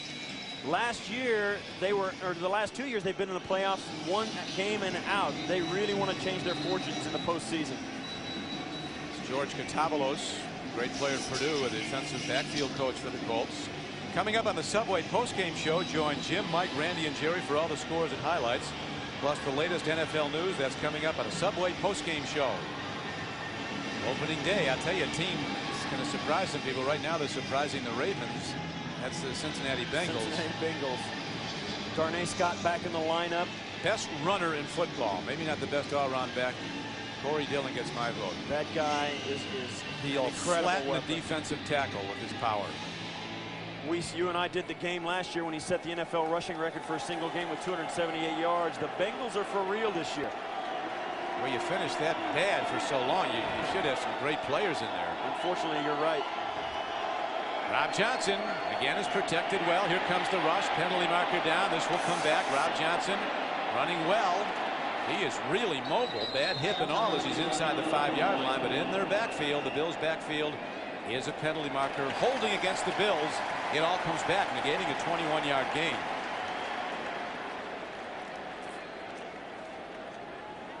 You can see why Rob Johnson is such a find at quarterback. Holding, 72 offense, 10-yard penalty, second down. The thing that Rob Johnson has needed to work on ever since he's gotten to Buffalo has been his decision making. When to run, when to stay with the play, when to dump the ball off. And the longer he stays in this offense, the better this coaching staff will have, opportunity they'll have to get him better at that. And there's the comparison of the two, 3 sacks to 1. A lot more hurries. Yeah, a lot of hurries, but he's eluded the rush a lot, and running the ball, he's been very effective. Rob Johnson has 5 carries today for 63 yards. That's after that last one was wiped out. 21-yard gain. Plus he was injured with his hip. He's been limping around the entire game. Limping less in the second half. Throw and a catch. Larry centers as the defense closes in. He knew he was going to take a beating. He prepared himself for it. 11-yard gain as we're down to the 2-minute warning. We'll be back to the RCA Dome in a moment. Memories of Steve Tasker as a Buffalo Bill. Number 89 blocking a punt. Flattening a kick returner. He does it all. Catching a touchdown. You were a great one. Is it right? Yeah, I had my moments. They weren't that. They were the highlights of my career right there. 13 years, I had 3 plays. Well, 7 Pro Bowls. I could use you now. You got anything left? No, I can't. I couldn't be any further away from being a professional athlete. Those were great days. Growing up in Buffalo and watching the Bills.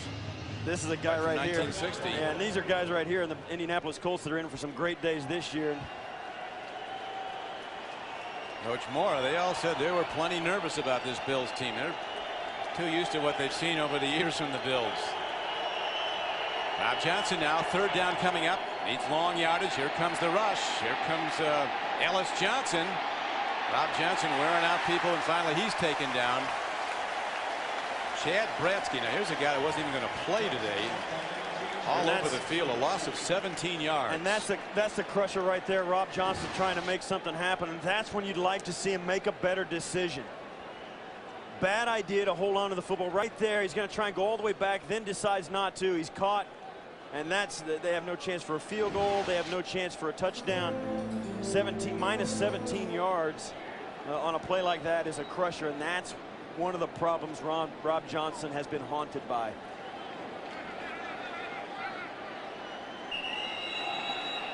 Rob Johnson has gone the distance. Cincinnati going to victor today over the Baltimore Ravens. The Bengals are 2-0 on the season. Tennessee losing to Jacksonville in Jacksonville. Peyton Manning, a popular guy around the capital city of Indiana, Indianapolis, and all over Indiana. They had a high school triple header here at the RCA Dome yesterday, and Peyton Manning was there. How excited do you think that high school kid talking to Peyton Manning, probably the best quarterback in the National Football League at the present moment. High school coaches taking their opportunity to shake his hand.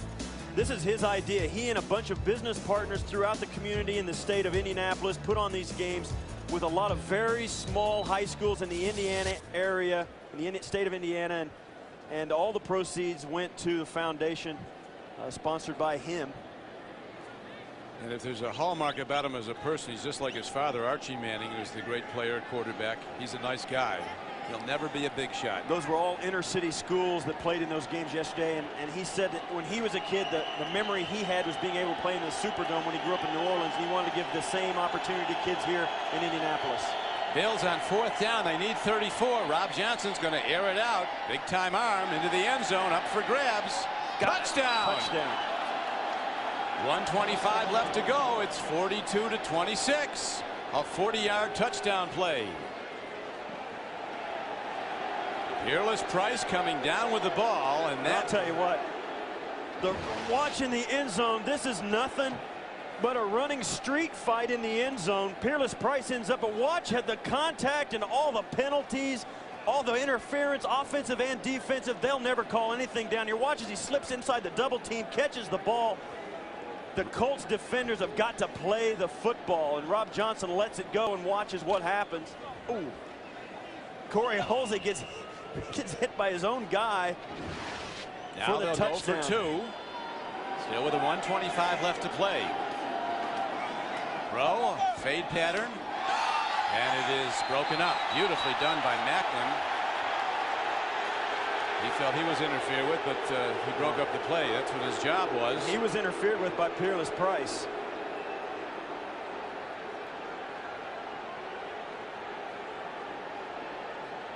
Now the Bills will try an onside kick with a score 42-26. Try to get the ball back. Watch here at the end of the play. Watch Peerless Price. If you see it, he just hog ties Macklin. Is this a double header? Haven't we been here a long time? Oh, now that, I don't know what he was thinking about there. And that's why the crowd was booing. Peerless took a shot at Macklin after the play was over. And you hate to see that as a coach. It gives a sense that your team is, frustrated and mad. And while they should be, I guess, you hate to see them vent on their opponents like that. You've got to have a high-power offense to give up 26 points and still be in a commanding lead. Next Sunday, the NFL on CBS brings you doubleheader action. First, Jay Fiedler leads the Dolphins against Kurt Warner and the St. Louis Rams, while the Chiefs take on the Redskins. And in the late game, some super teams collide when Ray Lewis and the champion Ravens visit Brian Greasy and the Broncos. Check local listings for these and other games, beginning with Jim, Randy, Mike, Jerry, Leslie, and Marcus on the NFL Today. For more, get NFL team reports at cbs.sportsline.com. AOL keyword CBS Sportsline. Onside kick try. And who's got the ball? There's a penalty marker thrown. It didn't go 10 yards, did it? It went 10 yards, but it went out of bounds. Nobody touched it. They're going to kick it again, probably. Now drop it back 5 yards, kick it again. Now what will happen is short free kick out of bounds. They did not travel 20 yards on the kicking team. It's a 5-yard penalty. Re-kick. 10 yards, my man. Anyway, what the Colts need to do in this area, if they can't grasp the football and cover it, what they need to do is tip it out of bounds. That's legal. Bill George, our CBS statistician, has just informed us the Bills have just been hit with their 19th penalty.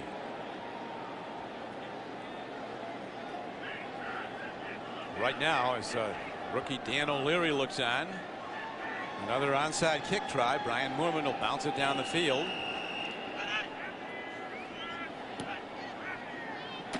Fielded by the Colts at the 39-yard line.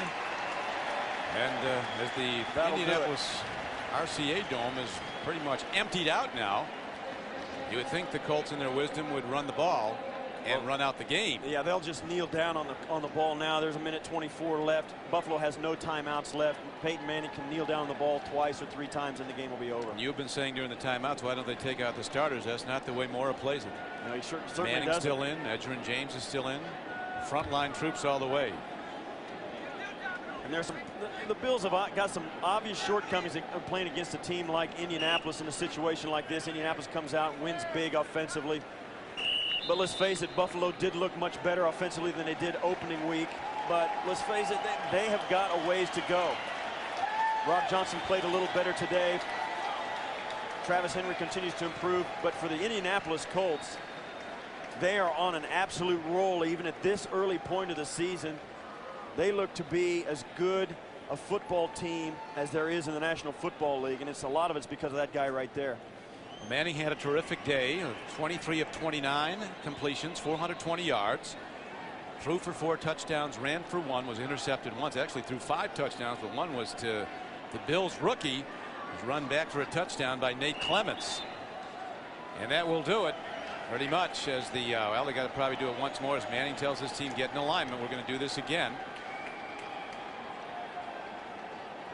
So the Colts will go to 2-0 with 2 divisional wins to start the season. That's a big leg up. Oh, it's a huge leg up. You get these wins in September, you get to the end of the year, and you've got a cushion because you never know what's going to happen down the line. Injuries are always a part of it. Thanks to our producer, Jim Rickoff, our director, Kathy Barretto, the executive producers of the NFL on CBS, Sean McManus and Terry Eward. Rob Johnson, he fought hard all day, ran the ball well, did all he could, but the Colts offense was far too much for the Bills. Johnson 24 for 37 for 257 yards and a touchdown. And we're going to get him very shortly to Jim Nance and all his friends in New York. But right now, the final numbers up here at Indianapolis with the Colts winning 42-26. Well, this was a good football game by both of these clubs. It started out very even, and only after the superiority the Colts offense got on track. They struggled early. The Bills put them in some bad spots with turnovers. But by the same token, these are 2 good football games. They played a good game today. And the Bills are still looking for their first victory, however. Yeah, the Bills will go back to Orchard Park at Ralph Wilson Stadium. They'll be playing the Pittsburgh Steelers next Sunday. And so Rob Johnson has to gear up for another very aggressive, hard-hitting defense. And all the penalties and all the altercations started up. Good to see that good fellowship prevails when it's all over. Yeah, it's easy for them to set it aside after it's all over. Peyton Manning, there's a lot of respect across the sidelines. And in the last 10 years, this league has gotten very small. It's tough to play another team that you don't know somebody on. And it's easy to see that these guys have a lot of friends on a lot of different rosters. It was a day of enormous offense. 931 yards total offense. The Colts had 556. The Bills 374.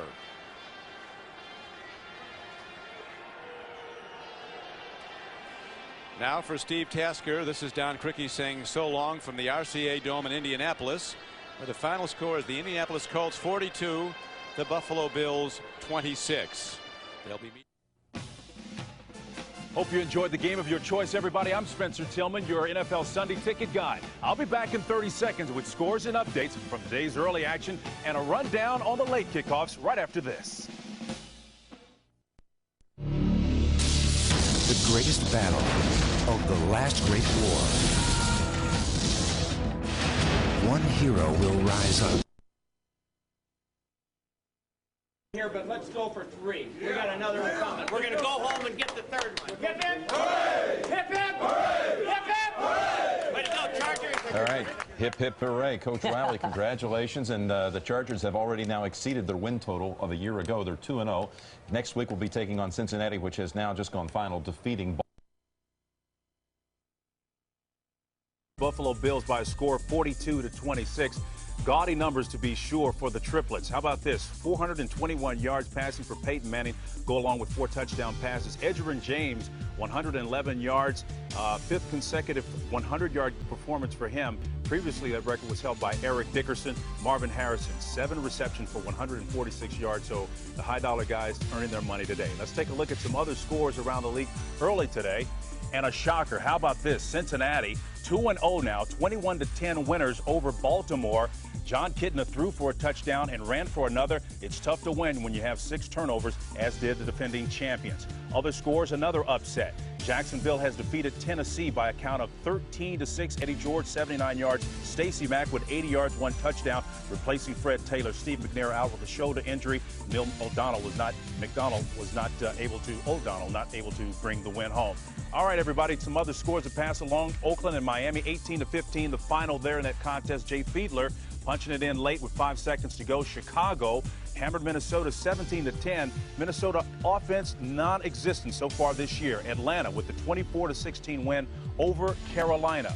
Other scores to pass along: San Diego, 32-21 winners in spite of Emmitt Smith, moving up into the #2 spot all time and rushing. Only Walter Payton is ahead of him. He passed Barry Sanders. New York Football Giants, despite 3 interceptions by Kerry Collins, 13-3 winners over Kansas City. And Detroit and Cleveland, 24-14 winners over Detroit.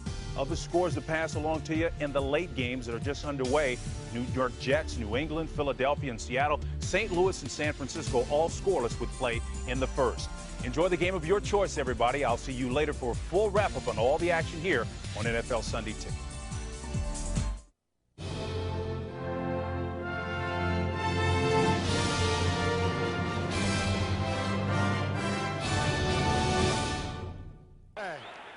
I said, what that head-to-head contact? He said, I don't know, but he got the hell knocked out of him. There's the battle between Hopkins and Bruce Smith, which will be a good one all night long. Watch the holding, ref. He spun me all the way around.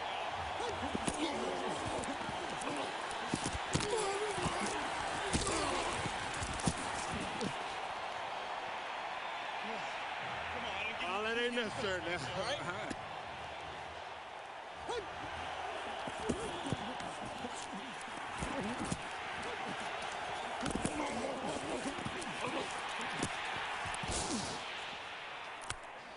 Damn it.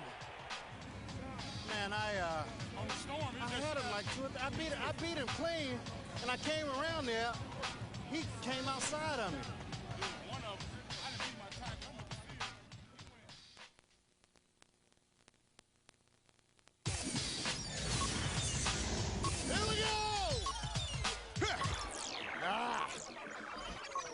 Yeah, you gotta get going.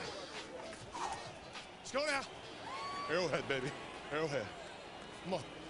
Best stage in the world now. Arrowhead. The reason this is special is the guys that are wearing the jerseys, though. That's right. And those people wearing the jerseys up there help. I'm a Chiefs fan. Daddy was a Chiefs fan, too. Hey, guys. Guys. It's AFC football, baby. Chiefs, Monday night. Let's take it to these guys. We owe them. Yeah, baby. These guys knocked us out last year. We're going to take it to them tonight and knock their will out on 3-0 line. 1, 2, 3. All right. Let's go, guys, right now.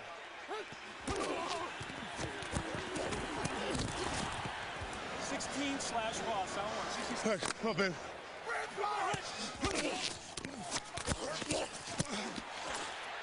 It's a good drive. We got a score, though, guys. Can't put it in the kicker's hands. All these penalties are keeping their drive going. They can't move the ball with that. Huh? The hell? The defense can't stop that dude. I don't know what the deal is. Second down and goal from the 2. Another penalty. Getting throws, and it's caught. You gotta be kidding me. All right, guys, let's go. Let's get ourselves 7 right now. Got to answer a score with a score.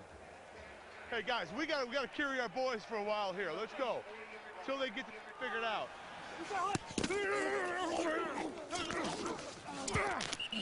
I flattened him pretty good, and the back hit right in here, and he's put his. I didn't think, yeah. See, I have him there. See that? 1-yard touchdown back.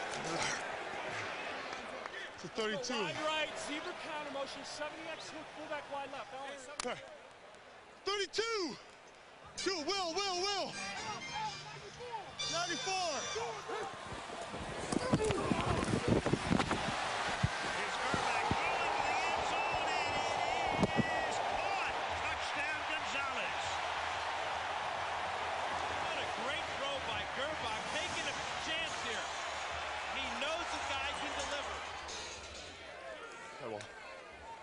Hey, answer a score with a score.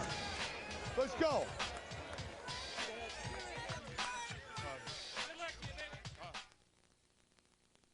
This is Lou Groza of the Cleveland Browns. Hi, Ohio for Cleveland.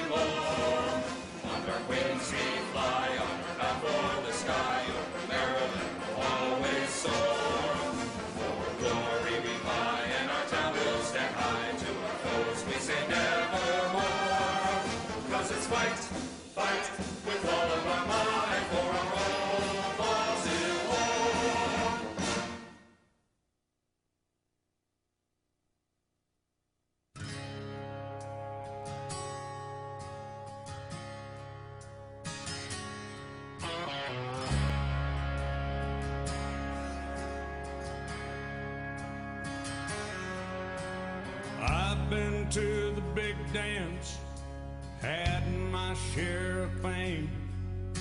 Sometimes I just want to go and get back in the game. Toss a few more touchdowns, belt some more home runs.